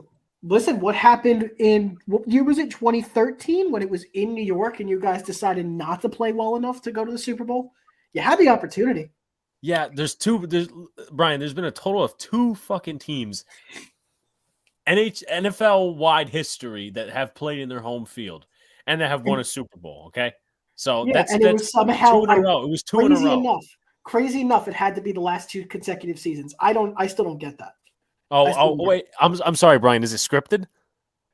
Yes. Yes. Did he just? Oh, here we go. We're ready to. Listen, Brian, are you going to agree with me that the AFC Championship game was scripted? Oh no, not this shit again. God. Listen, I cannot confirm or deny. Don't even try it. I cannot confirm or deny. Okay. Brian, but I will say, you're taking your in the draft final stock 2 right minutes was one of the worst officiated endings I've ever seen. In the final 2 minutes of a game, you miss a block in the back where they would have been at midfield and they could have been backed up to their own 30 or 25-yard line and made it much harder for Mahomes. Now, there's also, when they got that play, I'm not saying that the hit out of bounds was bad because that was the correct call, but when you miss 2 holding calls that happen on the same play, where I see a guy's shirt getting pushed over his head and you don't call it, I mean, it's going to feel rigged. There were so many penalties missed in the last 2 minutes. I thought it was absolutely rigged. It was not rigged. Don't be, Brian. I had an inside theory that the Jaguars Chargers game was scripted because here we fucking go again. Because look at how many games. Do you see all these big deficits and all these teams coming back this year? Like it was none. You should start your own podcast with Benny Cunningham. The NFL is scripted. Okay. It was like no, Brian. I'll start one with Arian Foster. Oh, the script. No, well, it was like none other. You had the Vikings come back against the Colts. You had the Chargers come back. You had the Jets come back against the Browns. I mean, there was like so many. You're admitting your team was scripted. I never said my team was scripted. But you're kind of making the case for that point, Luca. You kind of put yourself in a hole here. We're not scripted. We just suck. Who cares? We would have been in the playoffs anyway to this dumbass coach. Let's get to the mock. Hold up. Yeah, let's get to the mock. Come on, y'all. Yeah, let's the mock. Luca, you might have to do this one without me. I got to wake up early tomorrow. All right, man. I'll handle it. So, all right. Later, dude. He's John. I trust you, so. All right. Jeff, I'm older by 1 minute, so. All right, let's start this draft. This could be no trades. All right. No trades. Okay. No, I am not taking Anthony Richardson. So, offensive tackle. Damn. Wait, so you guys, this is how you do it? Yeah, this is PF. Yeah, I got 3 teams right now. I'm holding the Bucks, Giants, and Jets. Which is weird because the way I do it is I do all 32 teams and do a whole mock of the first round. Just get over it. Well, I'll take all night. Let's see. For the Jets, I'm going to see if Branch is available. No. Wide receiver, no. I think I'm going to take Broderick Jones, wherever he is. That's you just saw it right there. Broderick Jones. All right. All right, Brian, you're up. I don't want a quarterback, that's for sure. Okay. I wouldn't draft a quarterback this year, and I don't think grabbing a tight end this early is really smart at all. Okay. Doesn't match value. Yeah, it doesn't. I don't know why people really think that I like Michael Mayer, don't get me wrong. Yeah. But we're kind of okay at tight end with Cade Otton. We are okay. And Ko Kiff did have a decent year. He's more of a blocking tight end, though. That's like another round need. Let's look at the guard and center and whatever that was, defensive interior. Interior offensive line, defensive interior. And you said interior offensive line, defensive interior. And that's it. I want to see those. Right. I'm not sold on Torrance. I'm not sold. Why? And these are just not – these aren't great options for Tampa Bay. I mean, listen, Torrance is definitely a first-round product. Don't get me wrong, but I don't want to take him this early. I don't know. Because you have to consider, is the talent worth taking this early? You know what? Let's just see for all positions. This way I can make the best pick possible. Okay. Best P. You got Lucas Van Ness, Michael Mayer, Jackson Smith and Jigba, Anton Harrison. I got it. So because we're likely going to have to cut Donovan Smith, I'll take Anton Harrison. Okay. Giants, you're up at 25. Joey Porter Jr. is available. Oh, man. Between him and Addison, that's who I'm going between. I think receivers your bigger need here. Free agency class is not going to be that thick this year. But remember, like later on, I think he's rated about 74 as Rashee Rice, and Tank is available in the second round. So I would go corner. Joey Porter Jr. Yeah. All right. Next pick, we have the New York Jets at 43. So we already grabbed a tackle. We are going to look into interior offensive line. And my boy is sitting there waiting for me, John Michael Schmitz. Oh, steal. You asshole. Okay, there's the tight end. That's who we're going for. Darnell Washington. Okay. You're only saying that because you're a Bulldogs fan. Oh, no, that's not at all why. You have to look up his measurements. The dude's a machine. I know he's good. I've watched this. All right. Second round. All right. Show wide receiver, linebacker, and interior O-line. Wide receiver, linebacker, interior O-line. Rashee Rice. I'll take Still Rice. got. You gonna take Rice? Yeah, I mean, we got a boatload of picks, so I mean, we could All right. draft somebody who has better separation speed. All right, Jets. I've already picked interior offensive line and offensive line. Let's look at safety. Gordon Battle sitting there waiting. I'm going to make this real quick while we're talking about this. The reason why I said tight end and why I'm advocating for Darnell Washington, you guys know his measurements at all or no? No. He's 6'7". Jesus fucking Christ. 6'7", 270. Dude's quick, got good hands. He's basically one of the most athletically gifted in the class, and that's why I said that's the choice, because he's as big as your offensive lineman. All right, Brian. So far I've already tight picked end. tight end, and I picked the tackle. Yes. Let's take a look at what do you got right now for let's look at interior line, and let's add in corner. Okay. Stevenson's good. He plays. He's a man corner though. I don't know what defense y'all play. They play zone. Yeah. What does the look on Tyreek Stevenson? Let me pull. I'll pull it up. All right, go ahead. Tyreek Stevenson. What do He you played want well from in him specifically? We need guys that play better man coverage. Really, That's the your man guy. coverage we get beat every time. That's your guy. Stevenson's a good man corner. You would take him over Jalen Jones? I haven't done my research on Jones, but I've heard a lot of mixed things about Jones. Some have him very high, some have him lower. You know what? I'll take Stevenson then. all right. Giants, you're up. Giants. All right, give me one solid second. You have a wide receiver. You picked quarterback. All right. And that's pretty much it. So we need linebacker, interior O-line, and maybe Okay. edge. What have you seen of Noah Sewell? He's solid. He's stiff, though. That's my issue. But he's got a potential to start. He definitely has starting potential. No, I agree. So, Luca, could you also wait? Defensive interior is also worth looking at. An edge. I know I'm muddying up the pile, but we have some needs. I think I would take Sewell here. Who else is? So there's no other interior offensive lineman. Nick Herbig, no. Herbig's not great. You got a No. center here.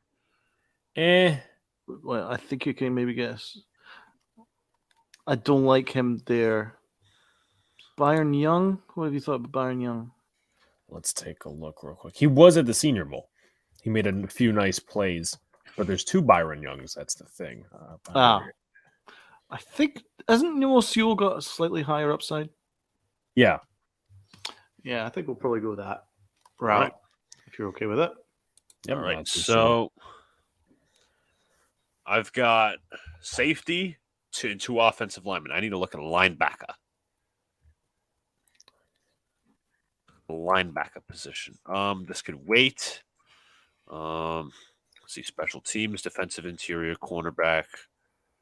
Oh, geez. Wide receiver. Let's just say we don't sign one. There's Donald's guy. I'm gonna go Eusebius. How tall is he? 6'3"? 6'3". All right. Is he a jump ball guy? Is the question. No, he ran 4.2. Oh, Let me check. He ran a 4.29.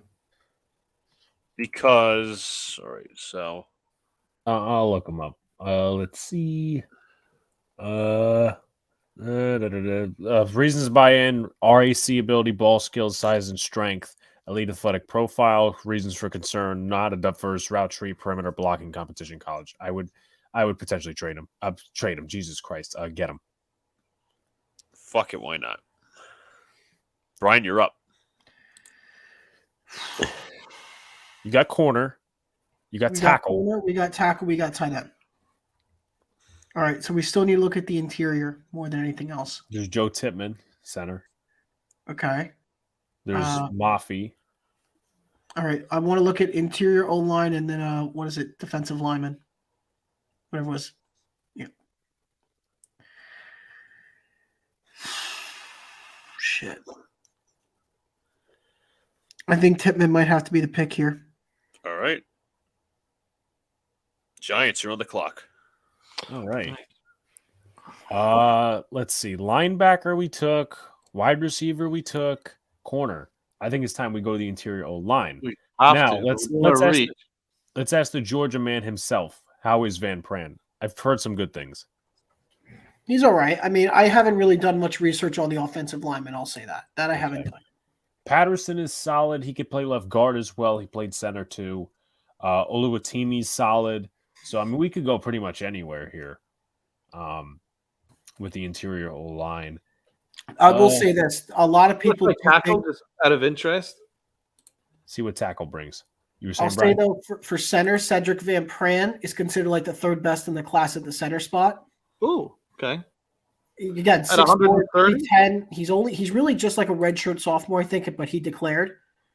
So All right. he's not a bad option. He's definitely, he's not the fastest guy as you would assume. He runs like a 5'2", I think.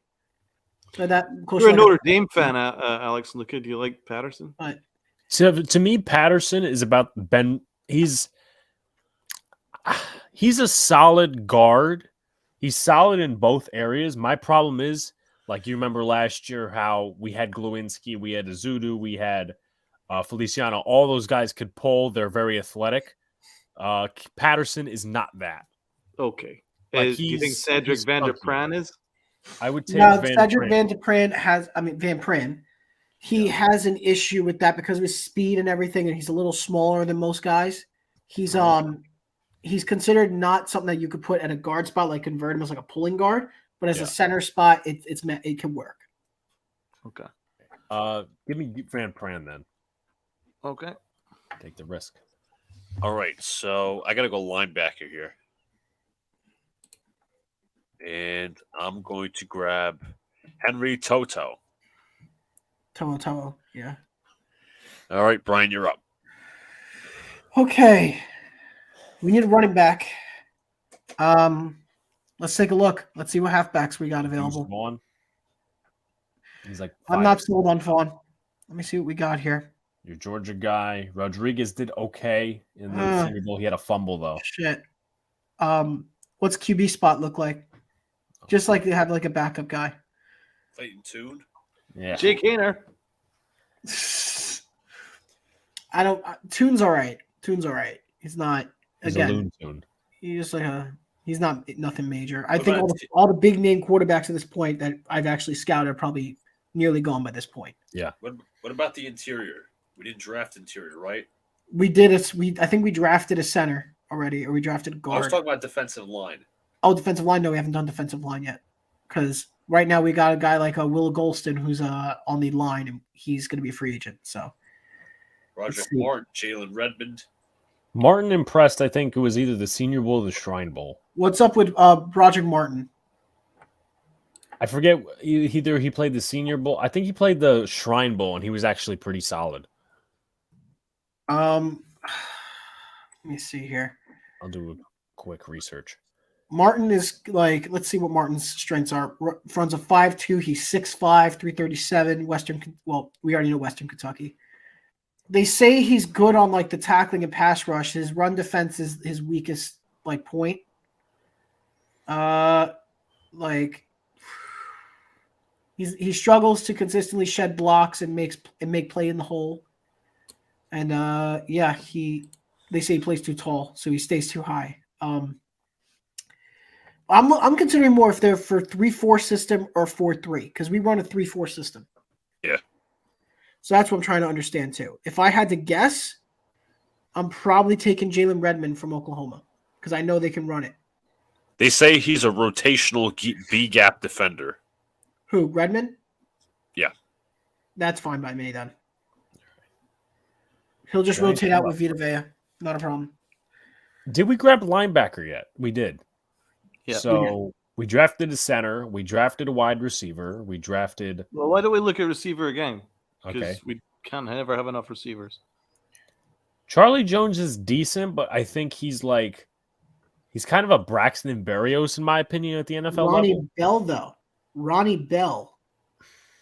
I would like a guy with. I mean, maybe I feel like I need more of a separator. I mean, I need to watch more film on him, but he just seems like a bigger body, not necessarily a tweener. But I'm not talking a tweener that's like 155 pounds. Let's see what other receivers are there. Are you I know looking we for can- like a taller guy? No, like a speedier guy, because I'm pretty sure we could get what's his face really late. Michael Wilson. Yes, you can. He's available. Wayne is, yeah. I think we could wait on receiver a little bit. There's a couple of guys. Let me see. You got Ronnie Bell here and Charlie Running back? Jones. Tight end. Tight end. Tight end. That's a good one. Oh, you do have to look at that, yeah. Wiley. I would take him. Riley, my guy. All right, Brian, your Bucks are up again. Of course they are. Let's take a look at running back. Running back and wide receiver probably my picks here. Kenny McIntosh, Georgia product. And Charlie Jones. I was going to look at Jones and Bell anyway, so let me see what we got here. Charlie Jones. What do we got? I'm just reading through his report real quick. Smaller guy, only 6 foot. He just looks like another Scotty Miller, which, doesn't appeal to me. He Yeah. can't block. He can't block to save his life. No. But everything else, he's pretty good in like the short and intermediate routes. Like that's his specialty, and he's got decent hands. But what about Ronnie Bell? Typing real quick. Bell, I would think Bell is better. I mean, Jones had more production, but I think Bell is better. I would think so too. Yeah, Bell had the production this year. His blocking isn't great either. But they actually haven't. People have him projected to be actually undrafted. They don't think he'll get drafted. I disagree. And then with that. McIntosh, I did watch, but he had nothing to wow when I was watching him in Georgia. He had nothing really there to. The Senior Bowl, pretty much the same thing. If I had to pick, why do they got to make this tough, man? They really do. They really do make this tough. I'm gonna go with what else we got? Can you scroll down any further? Let's see. I've Bobo heard is some good, decent. I've heard some good things about Muhammad Ibrahim, but He was good at Minnesota. He was good at Minnesota. I've heard some good things about him, but like it's early to pick him. So let me see this other option here. Going through my head right now. Linebacker. Okay. Because we have Levante David sitting right now as a free agent. He may be gone, which would suck. That's true. Only next Miller week, was very good at the Senior Bowl, I must say, even though it's a little early. Auburn Miller Jr. I like the Jackson State guys, but again, this is still early to pick. Diabate is solid as well. What about just overall players? Anybody that stands out? Scroll down just a little. All right, I think I got my pick then. We're gonna go Charlie Jones, Purdue. Brian doesn't like it. I don't like it. No, I don't. But we can't trade. So Let's see here. Already went receiver. Don't need tight end. Don't need running back. Went tackle. Went interior offensive line. Don't need corner. Don't need safety. Defensive interior. Edge. I'm gonna grab an edge guy here, just for depth. okay. And then finally, I'm gonna draft Clayton Tune. Why don't you draft a punter? Who cares? Who cares? We could sign one in free agency. Oh my gosh! All right. Strong. I mean, I don't know if you picked your earlier interior line, Brian, but from what I hear from a good friend of mine, Stromberg's pretty good. We did pick earlier. There's no way to look at what you've already picked, right? No, it's I not like just- EFN, unfortunately. This would be the benefit because once they get their once this site gets their mock machine working, you guys should start using it. The Draft Network. Yeah, I know. I was checking to see if they were working today, but they're doing a beta search or beta try. Yeah, so. they take some time because they want to make sure they get every player right. They do Yeah. full, thorough everything. Yeah, That's no, awesome. they do a good job. I love them so much. They're so good. They make the perfect analysis reports, I have to say. Other one I would say for you guys to check out also is NFL Draft Buzz. That's Yeah. a really good one. They've got They're some solid, great yeah. reports. They're amazing. But let's see. We're on the clock. Let's look at quarterbacks. Why not? Screw it. Jaron Hall. That's a reach. I hate him so much. I don't like his tape. His tape really bothers me. Jacob says you're acting like your job is on the line. I am. I know. I feel like my job is on the line. That's why I love doing these because it feels like I don't want to mess the team up. That's why I take these so seriously. Same. I get There's pissed nobody off. after Dorian, right? When I fuck up a pick, I'm legit pissed off. Duggan think looked like trash on Saturday, Brian. I Who's can't Duggan? pick. I can't pick Duggan. There's no chance I'd pick Duggan at this point. I really don't think he'll be an NFL quarterback. He really won't. He made too many mistakes at TCU for anybody to draft him. I agree. Scroll down past Javarius Owens. Johnson's a solid edge. You got Ibrahim again. Aubrey Miller. Wait, Ibrahim's he is a halfback. He's not a receiver? No, he's a running back. I thought he was a receiver. I don't know why I did. No. Yeah, let's go Ibrahim. Let's take running back there. Jacob says per Jack Vaughn will have an update on KD tomorrow. Is that in terms of health Who's getting traded? or whether he's going to get traded? I'm not sure. All right. God, I just feel it's coming. Okay, Sure. so we picked linebacker. We picked linebacker, yeah. Corner, wide receiver, double. Did we double dip in wide receiver?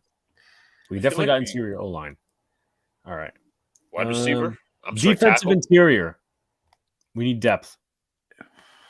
All right, what have we got here? Nice. We can wait on Stills, in my opinion, because he was actually pretty solid at the East West Shrine Bowl. Scroll down, Luca. So Vera didn't really see much of him at the Senior Bowl. That's not a good thing. So I think we could wait on that. Walker. Warren just go McClendon. all. Let's see what we've got. Yeah, let's see Warren BPA. McClendon. Luter, not a fan. Let me look up Elijah Higgins for 2 seconds. Elijah Higgins. He's the other Stanford receiver, not named Michael Wilson. Okay. Elijah Higgins. Here we are.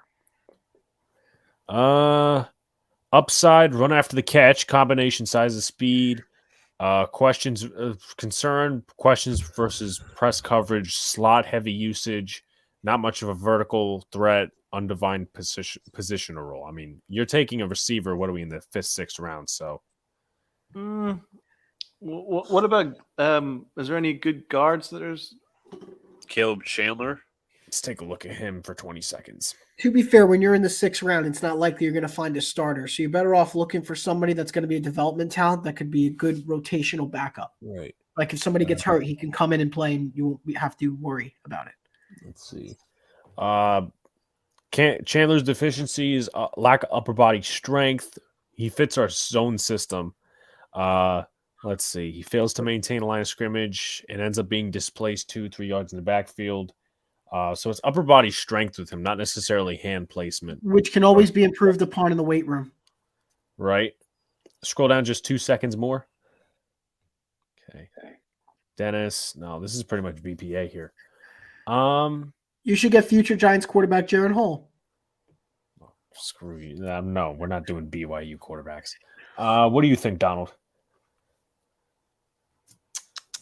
Who has the higher upside between Caleb Chandler and Eli Higgins? Jacob brings up a good point. He said you guys should go halfback at some point, right? Oh, I Right. do. Yeah, let's check out running back. A fullback? I thought those were extinct. It's North Dakota State, you know. I feel like we could wait on that. Ooh, there's a guy there I just saw. I saw somebody's name that I recognized. He did good this year. Travis Dye, USC, yeah. USC guy. Yeah, He did Dye. good. He had a good year. Yeah. Do you want to go die? Why not? At this Yeah, point, it's the 6th round. nobody's gonna care about value. Bucks, you got 3 picks left. We do? Really? Okay. You said no quarterback. I think there's nothing here at quarterback right now. I just need to know what I picked. I completely forgot what I picked at this point. Yeah, I It- wish it's not like PFM. I where you can check 100% picked a quarterback. Oh my god, they're so dumb. We just went running back. Yeah. Did we pick up a receiver yet? No. Wait, yes, Charlie Bell. Yeah, we did get Charlie Bell. Run- Okay, so we have Charlie running back, Bell. receiver. We grabbed the center. Tight We end. grabbed the tackle. We grabbed the tight end. Did we grab a guard? No. Okay, so we'll do interior O line, and we did D line. I think already. We took care of the interior D line. Let's see. Caleb Murphy. We already picked center, so it'd have to be Anthony Bradford or Spencer Anderson at that point. We could always convert to guard. You could convert, but can they convert is the question. I mean, my question would be Bradford. I mean, Bradford, I know if you go to LSU, you're a good offensive lineman, but does he have the, I guess in this case, does he have the strength or potential to become a great rotational? His issue's pass blocking, and that'll be the biggest issue we have. He can do run game blocking, but if it's passing game, I want a guy that's actually going to protect my quarterback, not get him killed. So let me see. Spencer Anderson is the other option, Maryland. He had to do Talia Tungavailoa. He had to protect him. So see what his strengths are real quick. It's the complete opposite. Great pass blocker, horrible run blocker. Okay.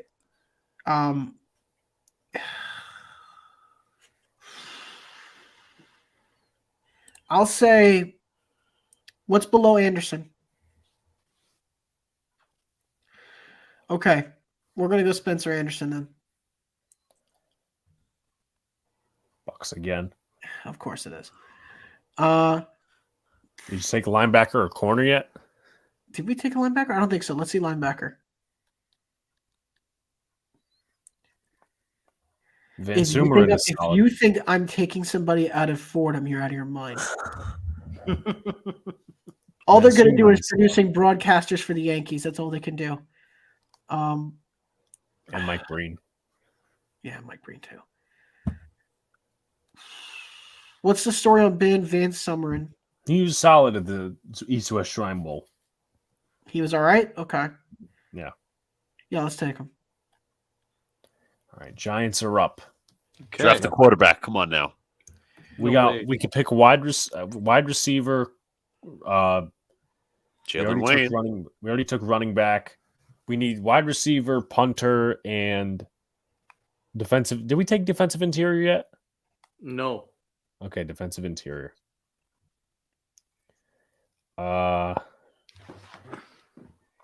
Scroll down a little bit, Luca. Daniels. I say we wait. Ohio State. Let me see. Look at him real quick. We could Stills is pretty solid. Mm-hmm. So we can maybe wait a little bit. Wait till the next pick for You that got one. 3 picks after that, so Yeah. I mean, you got another pick 3 picks away. So Yeah. So I say we take Wayne. Stills is still there. All right. Why not? Stills. All right. And then Bucks, last pick. Is Pick? Nick still us? last pick. Yep. All right. Yeah, I guess we'll go QB here. Let me take a look at Dorian Thompson. he's Robinson. probably the second best or maybe even first best quarterback here. Bajent sucks. because I really don't want to take a random one on what's his face, Duggan. Duggan. I really don't think so. I mean, look, Thompson had a very good season. I'll be real with you, but the Duggan was interceptions raise a problem for me. Super bad. Hmm?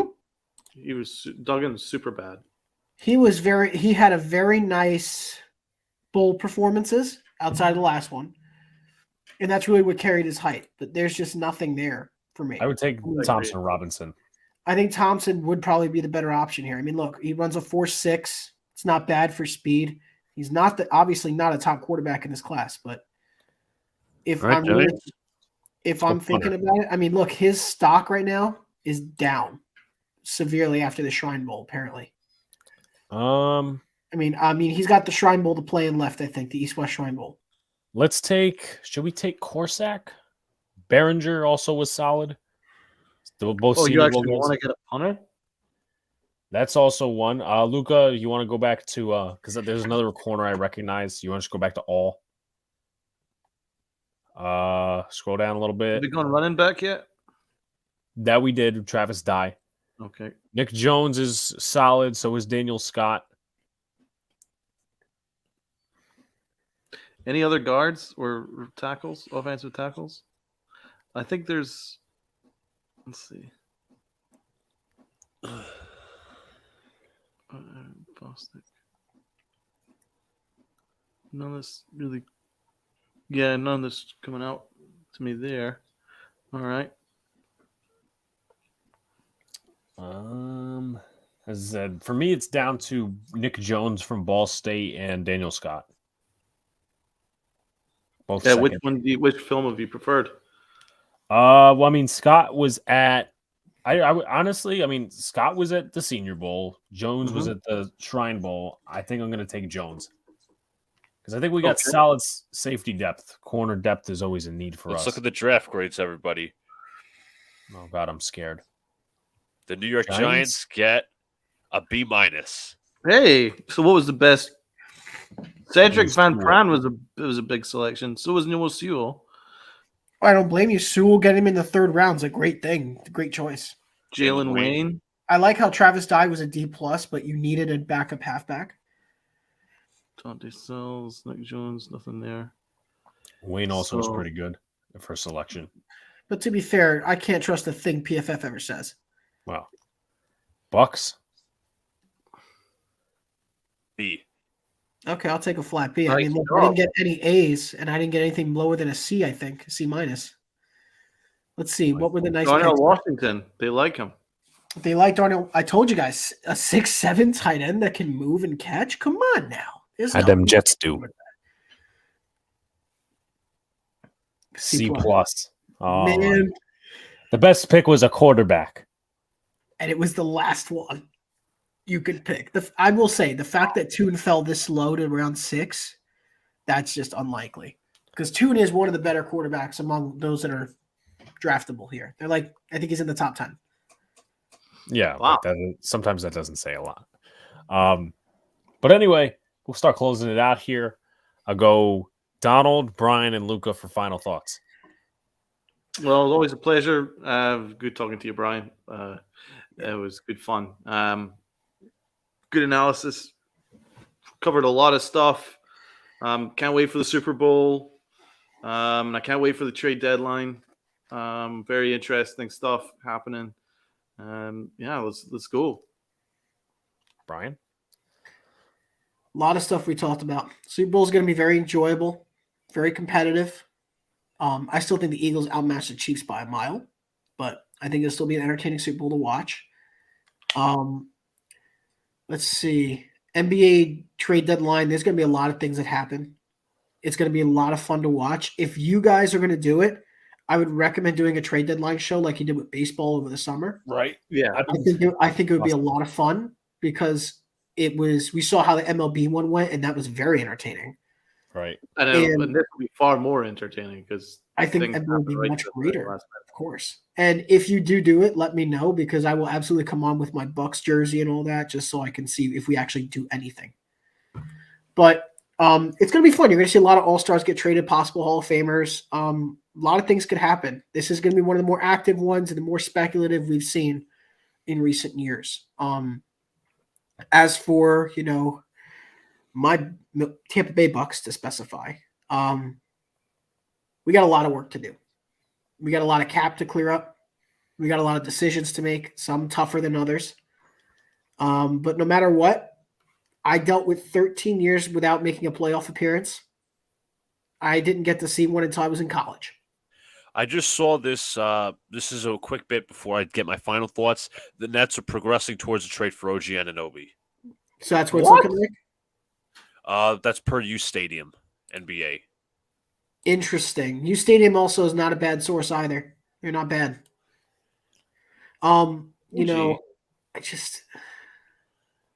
It's a tough decision to go OG, but a guard is needed. I don't think that'd be a bad idea. Screw it. I just wonder who they're going to trade back. I would not be shocked if they got Rose or Reddish included in that little deal. Yeah. I mean, oh wait, I'm talking about the Knicks. Oh my God, I just got so mixed up. Yeah, Brian, you're out of it. My final thoughts. Last talk about the Super Bowl was fun. Talking about NBA trade deadline coming up on Thursday, and then we did our final mock draft before the offseason. So keep it here for the content. Yes, sir. Like, comment, subscribe to all the good stuff. Shouts to 8 in the chat. It's midnight here on the East Coast. It's 5 in the morning in Scotland. So we always appreciate Donald coming in and giving his analysis from all the way over there. But most likely we should have a stream out for you guys on Thursday. 2 streams, Dead Red and the trade deadline. I know I've been talking about it with Luca. We'll try to have more videos out during this week, whether it be baseball or football related. Road to 1K starts, and we'll try to get there by opening day. But peace out, guys. See you later. Have a good night.